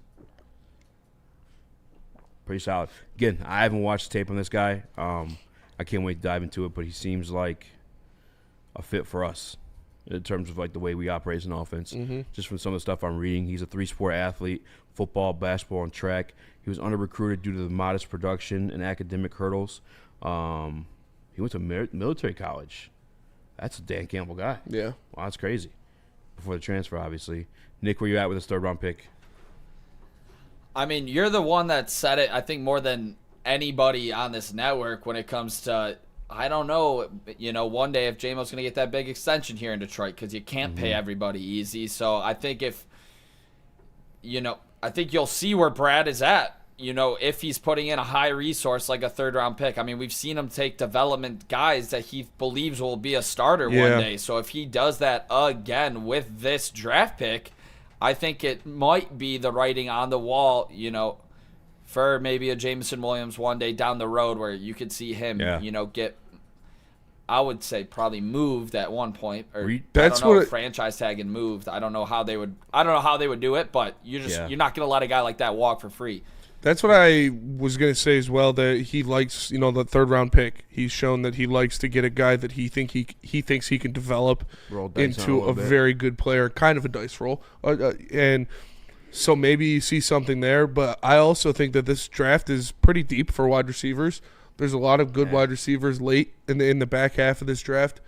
I personally would rather see them get a defensive tackle after going edge, and then I would rather them draft a safety or a defensive tackle in the 3rd round than a wide receiver. I think the wide receivers you can get in the 4th, 5th, 6th round are better than the safeties and defensive tackles that will be there. Yeah. Isaiah Bond, I believe, went around that pick. Oh, it's 102 actually, so I have to dive a little deeper in that one. To your point though, Nick, on the explosiveness or just the JMO replacement, I'm not even trying to put that into, I know people get bent out of shape. Yeah, sensitive about that topic, but this reads a 4.4 40 reported 10-10 broad jump, highlights his vertical speed and acceleration. He stacks corners off the line and punishes cushions, evidenced by his 4 30-yard receptions in 2024. That sounds like I don't want to say JMO replacement, but speedier guy. Yeah. Explosive guy. That could do the stuff that JMO does in this offense. And I agree. Like, we obviously need to address the defense first, but you also have to look at things like the offense and keeping your strengths a strength. And that's why I'm big on, not being mad if they end up taking the best interior offensive lineman in the 1st round, because, rather than a defensive edge and then going edge. So to me, in the 3rd round, yeah, I would like ideally my first 3 picks to be 2 edges and an interior offensive lineman. I think those are the biggest areas of need going forward for this team. And you brought up a good point about the safeties, but I'm also not mad if he can get a receiver, which is someone that you've seen can contribute right away, typically, and also just have for years on end, a cheap production, a cheap quality player. So I'm with it. I think it's something good. Now, maybe you can get that talent back half of the draft, and I'll punt to you on that. I don't know, but as far as getting a receiver in this draft, I think is an okay move, because you got to keep your strengths a strength. And while you maintain most of your receiving core, I think it's a good idea to always bolster that if you can. Keep your strengths your strengths. Yep. I like all these picks, to be honest with you. Very Brad Holmes-esque draft too. Yeah, draft too. Connor, that's what I'm saying. I like there's certain guys that have just become names and they've been doing this for so long. And to be honest with you, Connor, you might become one of those guys. You were doing a tremendous job. I hope you don't fall off from what you're doing. But certain guys get that cachet, and they fall off on the work put in. And that's why you get these. I don't pay attention to Mel Copper Mike. When a Mel Copper mock drops, I know he's looking for clicks. I know he's just throwing shit out there. Versus a kid like this who's kind of grinding to get to that Mel Copper spot. He's putting all the work and drafting under the homage or image of Brad Holmes. Like trying to put himself in those shoes and watch the characteristics of the guys they pick up routinely year after year. And I think that's what we have to do as fans too, so we can set our expectations properly. Like I know a lot of us are going to this draft wanting an edge. And I believe we're going to get the edge regardless. But, like, it comes to the third round, second round, fourth round, whatever and beyond, I think you have to let go of the position stuff and just take a seat back, observe the people he's taken, and try to see what he saw in it because he's going to go BPA. Yeah. And before we go to break here, just a little bit of breaking news on the Red Wings. Not really super big yet, but Emmett Finney, they moved him from the WHL team to the Griffins. This is a guy who's got 37 goals and 47 assists in 55 games played in the Western Canadian Hockey League. So that's good to see. Maybe they give him some looks in the NHL down the stretch here, but he deserved it to go to the Griffins for sure. Like I said, 84 points in 55 games. Even in the WHL is still pretty good for that when you're looking at level of competition. So it's good. Good to see him go to the Griffins. Hopefully we can see him come to the Wings here pretty soon. Maybe play some games late in the season with the Wings. I see some people in the chat calling Hendon Hooker a bust. You can't really call a third-round pick a bust, in my opinion. I think you can. I think you can a third. Nah. I think if they don't contribute at all in their rookie contract, I think that's a bust. I can't really say that a third-round pick. You're just kind of picking over scraps. I expect you to draft a player in the third round. It's not like a fifth-round pick. Like, I expect you to get a guy that actually can contribute anything in his rookie contract. It's like Broderick Martin and Hendon Hooker are both busts right now. Now, Hendon Hooker is different because he's a quarterback. But yeah, I think once you get to that point in the draft, you're banking on upside. Or if you're, like, drafted for a need, you drafted a guy that can plug and play. But, like, I don't think he was bust on a third-round pick, in my opinion. But that's my opinion. We will go to break. I actually have some other breaking news. Maybe we'll get to it when we come back. Maybe we'll get to it when we come back. I also have other breaking news. Oh, shit. Everybody's breaking news. You breaking news. How about you break in that Planet Fitness routine with water in your face, Minnie? Tell them about it. Planet Fitness, the home of the judgment-free zone. Everybody can get a full-body workout in 30 minutes. All memberships include fitness training, all that for just $15 a month. Or get the black card and get a ton of other cool stuff like access to over 2,500 locations worldwide. Join in club or online at planetfitness.com. Planet Fitness, where your fitness is essential. Woodward Sports is live in downtown Detroit for Tigers opening day. This one's blasted out toward the bullpen. Live from the Grand Slam Festival at the Detroit Opera House. Way back, forget it. Out of here. Brought to you by White Claw. Walk into any Lady Jane's Haircuts for Men today. Open 7 days a week. Sit back, relax, and enjoy precision haircut, scalp massage, hot leather neck shave, and hot towel treatment from one of our talented stylists. Step up your game this season and take advantage of our $20 haircut special. Scan the QR code and get your coupon today. Lady Jane's Haircuts for Men, the ultimate haircut experience. Open 7 days a week. Walk-ins always welcome. Lady Jane's Haircuts for Men. It's wicked awesome. Congratulations to the real coach of the year, Motor City Dan Campbell. Just put your head down and go to work. It's about to be fun, man. It's about to be fun. Woodward Sports.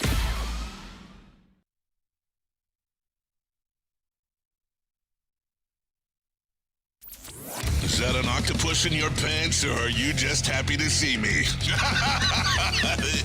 See what I did there? Go Red Wings! From Octopi Experts, Woodward Sports.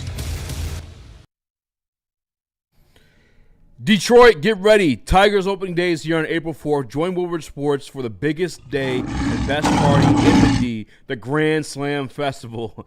I actually sent a reminder to the chat this weekend.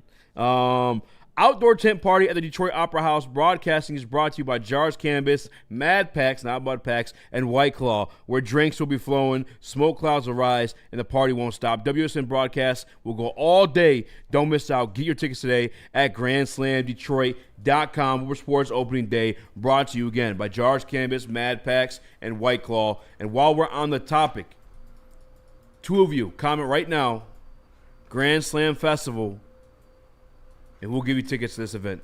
Get you on the list. If you're in Detroit, you're going to be down there for opening day, April 4th. Comment Grand Slam Festival in the Woodward Sports chat right now, and we will select 2 of you. We'll reach out at some point, either on Instagram, Twitter, to let you know, get you on the list. But make sure you guys do that right now.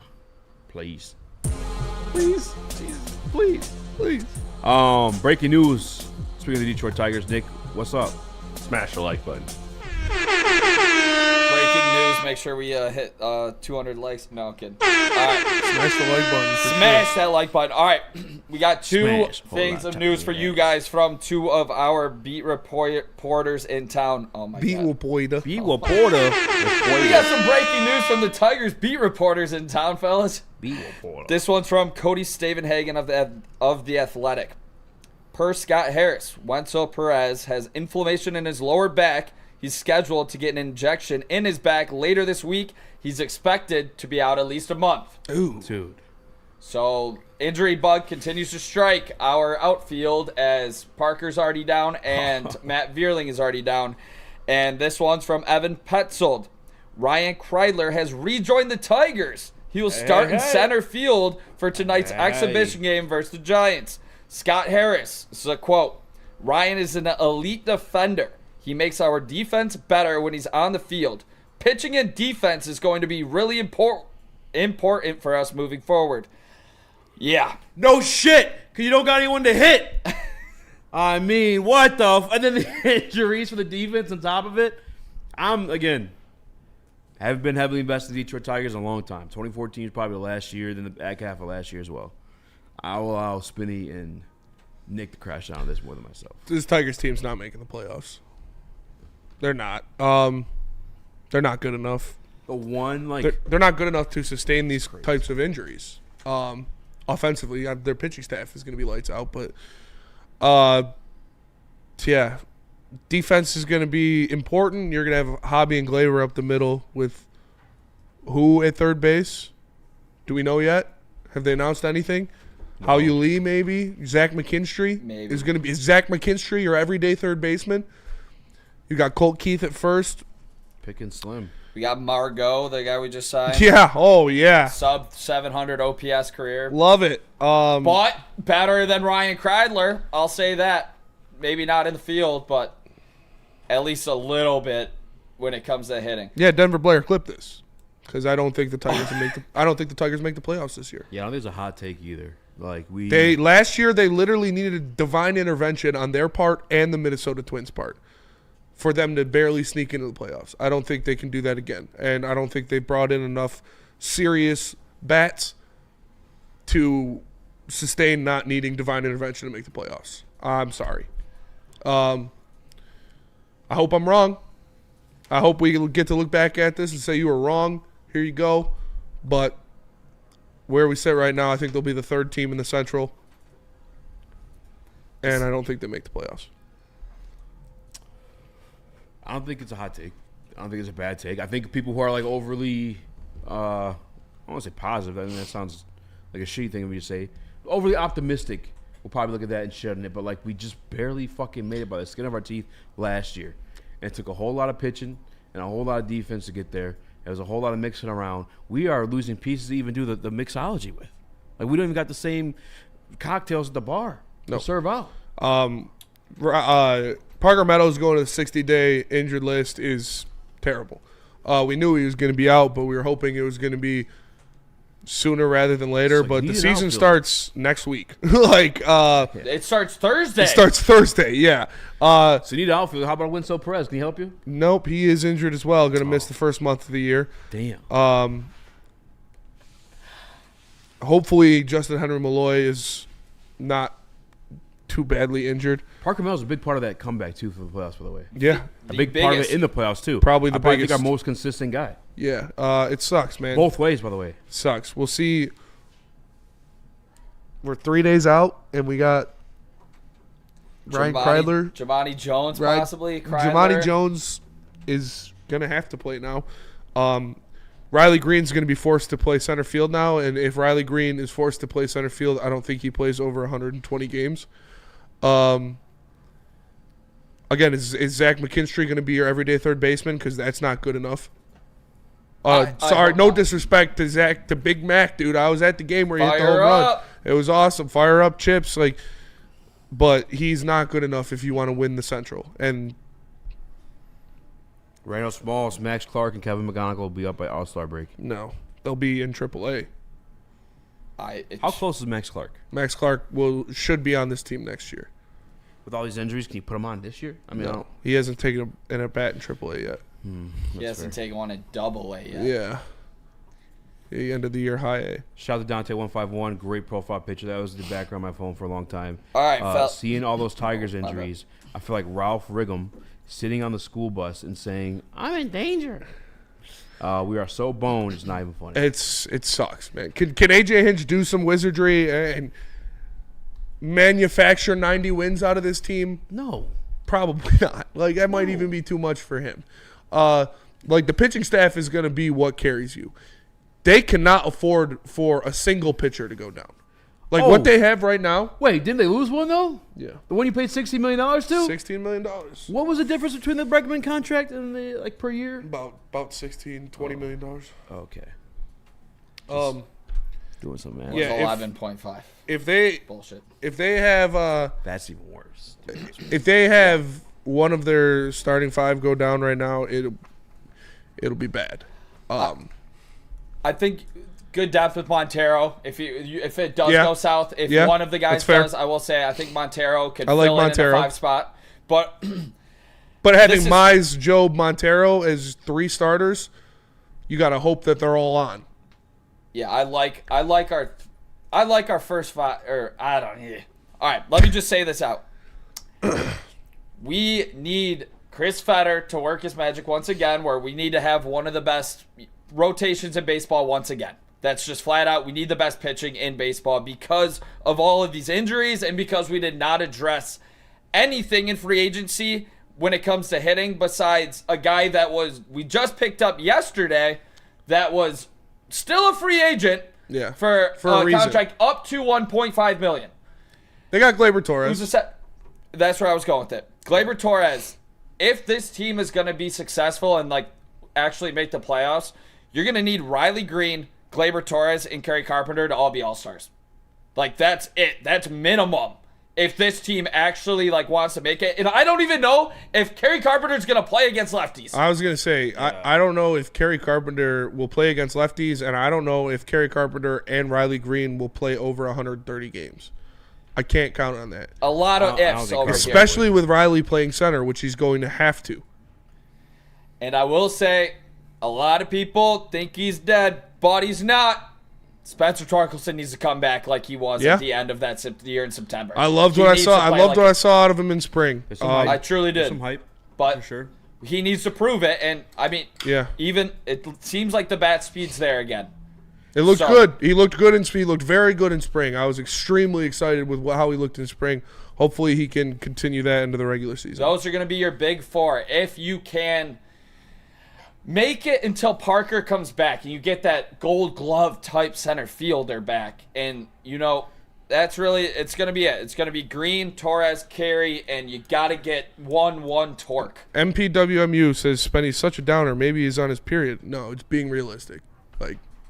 Well, the other thing, if you want sunshine and rainbows, go somewhere else and listen to lies. If this is going to be your recipe for success, relying on the pitching and the defense to carry you, score just enough, your infield is going to be bad defensively. How long is Chris Fetter even going to be here? Doing that phenomenal of a job, if it works. Also, I do want to mention, I do like Colt Keith. I almost forgot about him. He needs to take a really big step up in his second season. Yeah. Because all these guys are young as well. I mean, Carey's kind of up there at this point, and Torres, but You're going to need a lot of things guys that aren't proven yet to be proven next year. And it's there. It's the potential. Torkelson was the 1-1. Can he be that guy again? That's a maybe. Can Carey hit lefties? Probably not. Can Carey and Riley Green stay healthy? That's a maybe. Is Colt Keith going to take the next leap up? That's a maybe. Is Baez going to be a player that you can play? That's a maybe. Yeah. Is Gleyber Torres' power going to translate to Comerica Park? That's a maybe. Like, it's the only sure thing is that you know who your starting rotation is going to be. Everyone's saying haters in the chat is insane. We're bringing it to you straight up. Haters in the building. Yeah. I'll be a hater. I'll be a hater. I'm listening. Yeah. Get it all the time. I'm a hater. A lot of these times, I'd be right, so I'll take it. Baseball is too long of a season to not have any offense. Like, it's just straight up. You can do it for a run. Yeah, when you need a 10-game run at the end of the year. Okay. Truth's going to come out at some point. And that's why 162 games. Green, Torres, Carey, Torque, Keith, put the team on your back, fellas, because we need you. What about the division? Like, what's the rest of the division looking like? It's so tight. Like, it's hard to... It is not that much dividing the Tigers from the Royals, who I think are the best team. With the injuries? In the division. No, without the injuries, for sure. You need a healthy outfield. But they were really like a third baseman away from being like, oh, okay, I can see the Tigers winning this division. Now, I think the Royals and the Twins are both better teams. Weezy D313, what did Eazy and Spinney say about Stick's ambush on Flannel? Give me a summation. Neil and Stick talk the most shit, and they can't take it. That's my summation. I think when it comes to this division, it's a straight pick 'em. Flip a coin. There's 4 teams, and then there's the White Sox, who are the worst team ever. Or they were last season. So I think that's part and reason why all of these teams were, made the play, or the Royals, the Guardians, and the Tigers made the playoffs, and the Twins had one of the most all-time biggest disasters to not make the playoffs. But it's going to come down to one of these 4 teams, and I wouldn't be surprised if they're all, if they're around like 7-ish games of each other. So it's going to be a tight division, and you're going to have to win, these tight games where you need to put up over 2 runs, which when the Tigers did, they had a crazy record. So tell us about Feldman, Nick. Feldman Chevrolet. Feldman Chevrolet of Novi, Detroit's #1 Chevrolet dealer and the Chevrolet Dealer of the Year for 6 consecutive years. Get a 2025 Chevy Silverado 1500 Crew for just $199 a month. And you can also get a 2025 Chevy Equinox for only $249 a month. Come see George Hawes and his team at Feldman Chevrolet of Novi today. No one gives away more cash and prizes than Woodward Sports. You don't believe us? Here's our latest $10,000 winner. You guys posted, hey, if you guess all this stuff right, we'll give it's $10,000. I'm like, okay, well, why the hell not? And the winning doesn't stop there. How about our Outkick Your Coverage winner? I think you will. We got Tully, everybody. This guy's got a hot girl. Bigger prizes, bigger giveaways, cash, merch, tickets, and more. All from the biggest sports network in Detroit. No one does it bigger and better than Woodward Sports. Make sure you're following, liking, subscribing on Instagram, Facebook, X, and YouTube for your chances to share in the winning. From Detroit's #1 sports network, Woodward Sports. Feldman Chevrolet, Michigan's #1 Chevy dealer, is kicking off the game with the best prices on all cars, trucks, and SUVs, like this 2024 Silverado for just $296 a month, or this 2025 Equinox for as low as $371 a month. Our locations in Novi, Highland, New Hudson, Livonia, and Lansing means we have the perfect Chevy right in your backyard. Get the home team advantage every day at Feldman Chevrolet, Michigan's #1 Chevy dealer. We don't like to brag that we are the toughest sports network in Detroit, but we do have a guy named Darren McCarty on our side. Woodward Sports.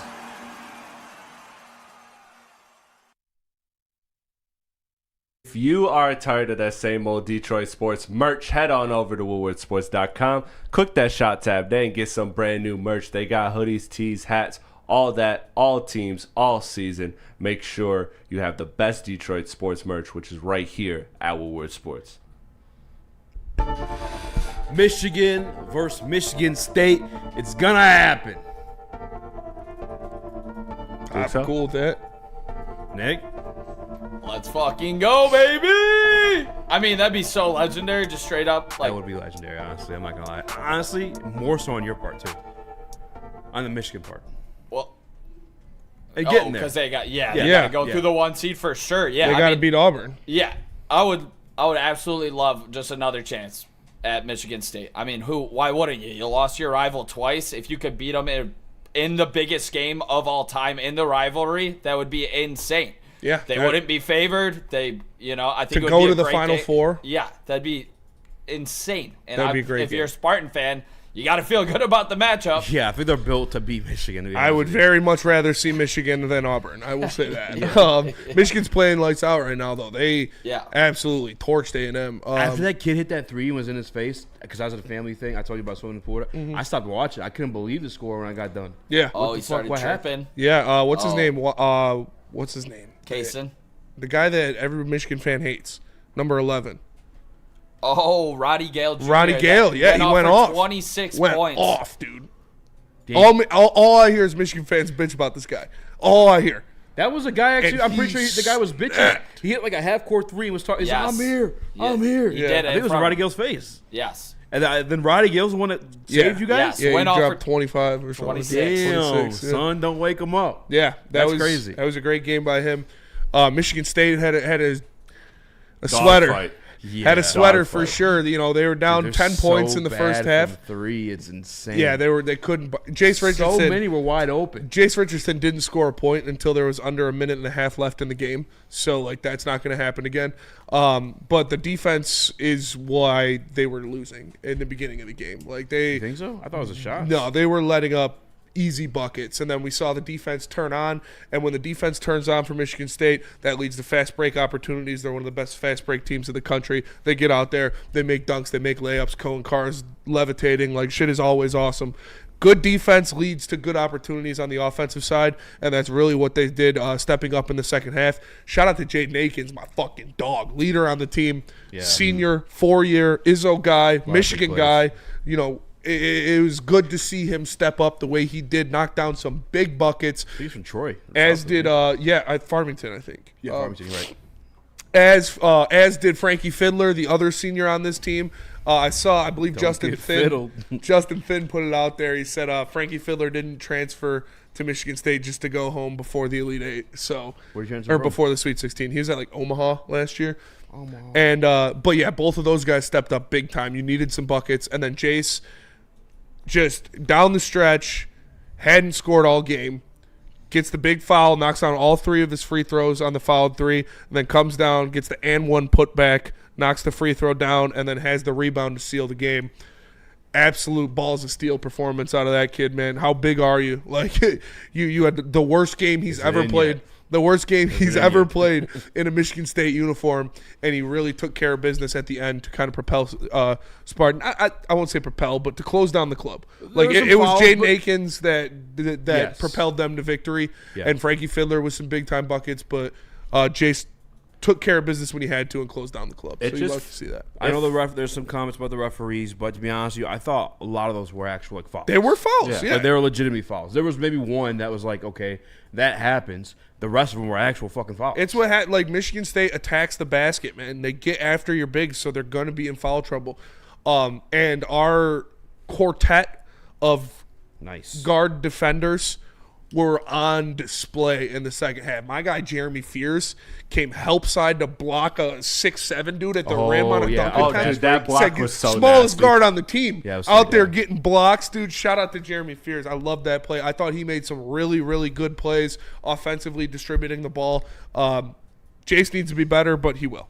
Yeah, this felt like a game where watching it, you know, New Mexico, and shout out to them. I mean, their energy was relentless all night. They absolutely got up for the game, and, you know, I get it's March Madness, but still, that was a level of energy and intensity I'd see few teams match. But this made me feel good as a Spartan fan going forward because, this felt like the game where, you were lucky to get it out. This felt like the wake-up call. This felt like the game where, things weren't going your way. If you could find a way to win this game, brighter days are ahead. That's what really has me getting forward, because I look at these tournament runs, and a lot of times there's always that one game where you just kind of, you probably shouldn't have won, or maybe, or it's a toss-up, or it's just not going your way. And if you pull that one out, it kind of propels you going forward. That's why I think, like, the person that's going to get the biggest beatdown is, I'm blanking on who's playing Florida next, but after almost losing that game, Florida's they are going to come out. Maryland, Yeah, they are going to come out like absolute gangbusters and just run them out the gym. So I thought this was a good one for the win. I agree. Denver Blair's fears is a crash out. He is our crash out. Yeah, he's definitely a crash out. He chirps, bro. Him could be why. Him and I think number 3 on New Mexico. They were going at it the whole game. They were going back and forth. Couple of those guys. That one guy kind of like Chase, if he would have shaved and cut the hair a little bit. Yeah, the guy that was hitting all the 22, threes. yeah. But this next matchup it's got the potential to be ugly. Like, Ole Miss is where they are because they've been shooting like almost 50% from 3 in the tournament so far. And defense, we got.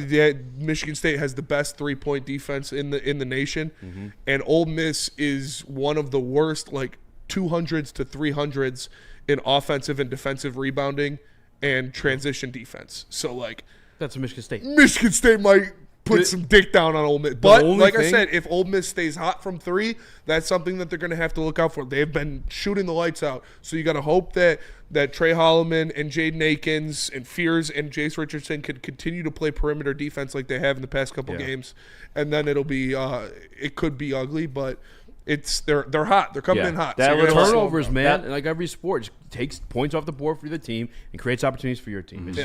It's going to help you no matter what you're doing. And that's why their defense or their offense looked so much better in the second half, because they locked in on defense and started getting those turnovers, getting block shots, getting steals, getting out into transition. Then you got your athletes out there, and the way they run the floor, man, Izzo has always one of the fastest paces in the NCAA, because when you look at, even after makes, they get the ball out fast, and they're running down the floor. Yeah.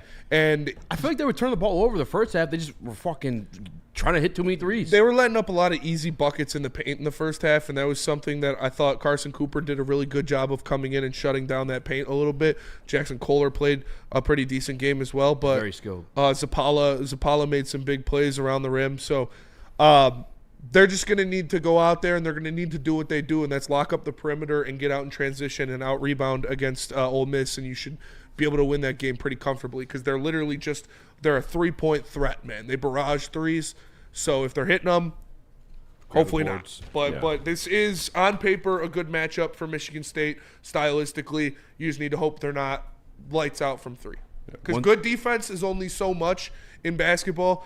Great offense always beats good. You could play great defense for 30 seconds on a guy, and if he chucks up a shot and it goes in, there's nothing you can fucking do. What's the history of Michigan State? We've seen it happen when it comes to guys do those blue blood matchups. But one other thing too, I don't want this to go without notice, because probably one of my favorite guys to watch in college basketball when he's on, Coleman Carr against Bryant. He's elite. The Bryant Barstool page talking that shit. We're supposed to be scared of this kid that's averaging 8 and 3. Dude went out for 18 points. He was like 6 or 7 before halftime. Ole Miss did the same thing. Ole Miss already talking shit? Ole Miss already talking. Carr? It was like Ole Miss Stat Muse put out that, why should I be scared of this dude? He's averaging 7 points a game. He definitely disappeared, or just wasn't in the right spots, I felt like, last night. Mm-hmm. But no one talked. But he was making hustle plays. He is such a good player because he affects the game in so many different ways with his athleticism and his hustle. Like, he had a couple diving plays to save balls out of bounds for Michigan State in big spots. He's a great defender, and his ability to switch on guards is and fucking nuts on the offensive yeah, boards. he's got the most freakish hops in Michigan State history, stamped Bryant? by Jason Richardson, who had the most freakish hops in Michigan State history. Yeah, like his dad. Jace and his dad were both like, Cohen's different. Like, dude, he's got different. He floats. There was that board against Bryant where it looked like people fucking grabbed his fucking legs. Yes, I expect Cohen Carr to have a big game rebounding against Ole Miss. I think he's going to get in there like we saw him do against Michigan in that second game where he was just everywhere getting offensive and defensive rebounds. I think that is going to be something that shows out. And the Runyon puts it great. He says he's a freaking sophomore. Like, yeah, your senior year Cohen Carr is going to be fucking insane, dude. I can't wait to see that. But, no, he's playing really well right now, and we're going to need his hustle and rebounding. Especially against a team that likes to jack up threes, there's going to be a lot of long rebounds. Chris, you want to say something about Michigan State? Oh, I was just going to say, like, to the Ole Miss thing, like, with the shooting, this couple-day break will probably help, because, it's when you have a rhythm and you're playing every other day and you're shooting lights out, like, that couple-day rest will, I think, actually play into Michigan State's advantage. You'd think that strategically they want to be the team that plays consistently because they have the depth that they have. And that's gonna matter a lot, especially when you have games in close proximity to each other. But I think in this case, with them coming in shooting so hot, that couple-day break throws you out of rhythm. Could throw you out of whack. So I like Michigan State to not only just to get the job done regardless, but that's just something I feel like will favor Michigan State too. There was a tweet from the Woodward Sports page, and they're like, "This is the game against Bryant where Cohen Carr is going off," and they're like, Cohen Carr puts his pants on 2 legs at a time, and I genuinely think he could do that. He could for sure. Absolutely. I think he could jump high enough. Yeah. Just rip them. Like, I genuinely think he could. Yeah. He floats, man. His hang time is insane. It's a different level. The picture heading into that game where he's just dunking pregame, I think you sent it in the group chat. Yeah, I was like, is that real? Yeah. It's insane. Do you want to go to break and talk about Michigan, or do you want to get this out of the way now? Let's go to break and talk about Michigan. Let's keep it on Michigan State real quick before we go to break, though, because I do have to do a shout-out for the back-to-back Big Ten champion Michigan State Spartan hockey team. Yeah, yeah, that was sick. Shout-out to Isaac Howard winning Big Ten Player of the Year, Trey Augustine winning Big Ten Goaltender of the Year. Love to see that. They won. Isaac Howard actually walked it off in overtime against Ohio State to win the Big Ten tournament championship. So shout out to those boys. Got some money on them to win the Natty. So hopefully they can go into that Frozen Four and deal some damage. Shout out the Spartans, just taking care of business, both hockey and basketball, dude. It's awesome.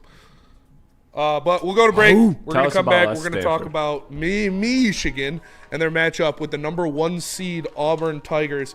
But first, a John Calipari question too. Let me tell you guys about Les Stanford. Les Stanford Buick GMC has great offers for everyone. Get a 2024 Envision Avenir for only $299 per month. Try out the 2025 Sierra Crew Cab Elevation for $229 per month. Don't forget about the 2025 Hummer EV SUV for only $799 per month. Go to Les Stanford today and check out their massive inventory. Les Stanford Buick GMC, lesstanford.com. Listen, I'm not sure who, but somebody let the Tigers get hot. The Detroit Tigers are locked and loaded for another great summer in Detroit. And it all starts downtown at the biggest home opener party in the city. Join Woodward Sports at Grand Slam Festival as we take over the Detroit Opera House parking lot. A big-ass tent for a big-ass Detroit party. Get your tickets now at GrandSlamFestival.com or follow Woodward Sports on X and IG for your chance to get in for free. Party across from Comerica Park and hear the roar as the Tigers take the field for the first time in 2025. DJs, food trucks, bartenders, live broadcasts, and more. See you for the Tigers' first home game of the season, April 4th at the Grand Slam Festival with Detroit's biggest party animals, Woodward Sports. Stop searching for a vehicle and start finding one. Les Stanford Chevrolet Cadillac makes it easy. We harness the power of multiple dealerships and own the biggest selection of GM brands in the area to get you the car you need. With the Les Stanford Group, you'll have access to 4 different dealerships, providing you with more makes, more models, and more choices. We're connected to more than 1,000 vehicles. And with so many high-quality CPO vehicles available, you'll find new car quality at pre-owned prices. You can start and end your search at lesstanford.com today. A ton of fun, a ton of sports, and a ton of man meat. Welcome to the Woodward Heavyweights, live daily 5 to 7 p.m. on Woodward Sports.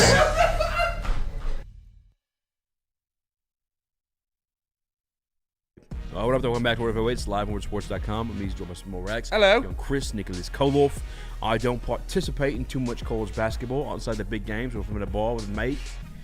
What is the Auburn Tigers. What is this challenge the Michigan Wolverines face? We gonna go big on big.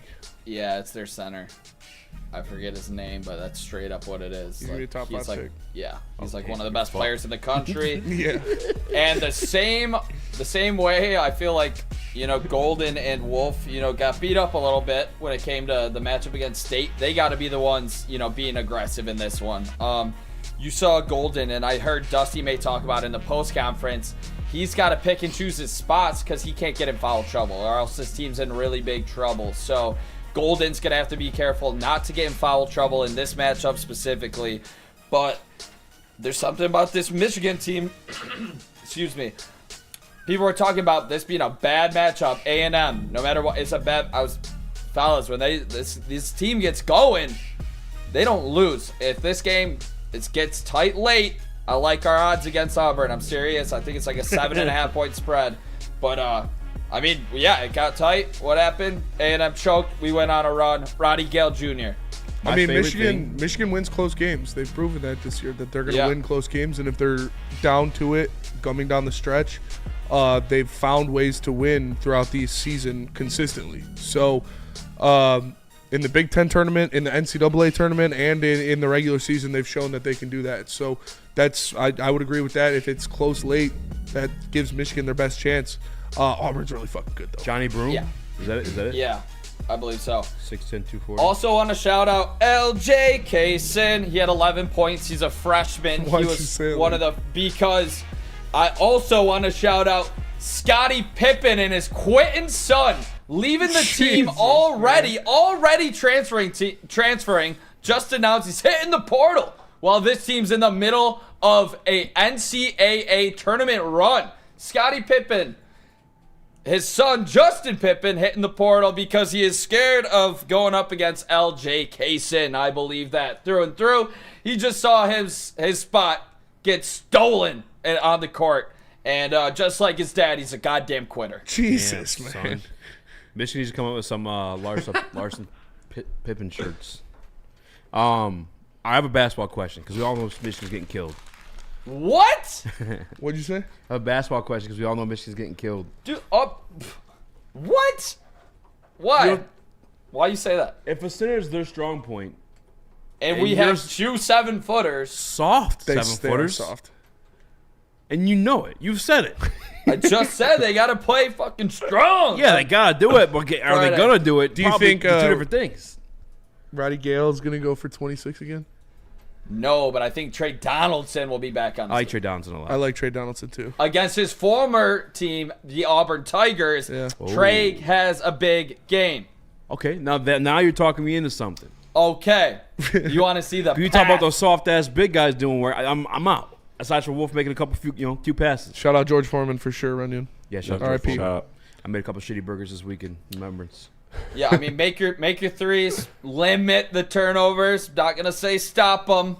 It's never gonna happen. Yeah. Limit them. Mr. Unlimited. Unlimited. But all right, don't say we're just gonna get our shit wrecked, dude. All right. Growing up, John Calipari was never considered a good coach. He was a salesman because he had the best recruits at Kentucky. But then he goes out. I don't think he had a lesser team. St. John's didn't really. No, he's at Arkansas. I know he's at Arkansas. No, but it beat St. John's. Yeah. Did he shed the car salesman title? No. Not yet. I thought he coached a pretty good game. He did coach a good game. Against Pitino? He's still got some very, very good players to come to Arkansas. Like, it's still, SEC team. He's still recruited very well. So it's not like he did it with a bunch of bums or anything like that. But that was a good win for sure. It definitely helps. I mean, St. John's was a good team. Second question. Because I didn't see this until I saw Rick Pitino watching his son coach against Michigan State last night, and the nice rack behind him. Great rack behind him. Great set of rack. I don't know if that makes sense, but a great rack behind him. Great set of racks. Was there two of them? Obviously.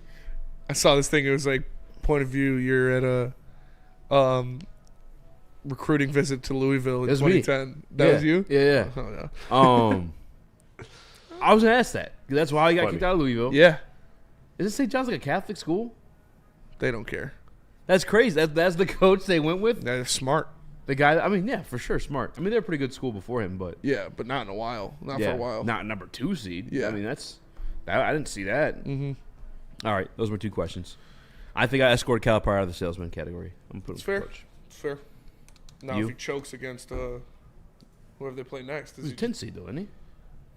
No. Yeah, he is. 6 seed. Yeah, Oh, no, they're Arkansas is 6 10. They're like 8 or 10, right? Yeah, they're 10. Yeah, they were 10 against the 2, St. John's. Oh, yeah. Yep. All right, well, that'll do it for us today. Appreciate you tapping in. Make sure you smash the like button. For Eazy, for Nick, for Chris, I am Spencer. We're the Heavyweights. We'll catch you guys tomorrow. Peace.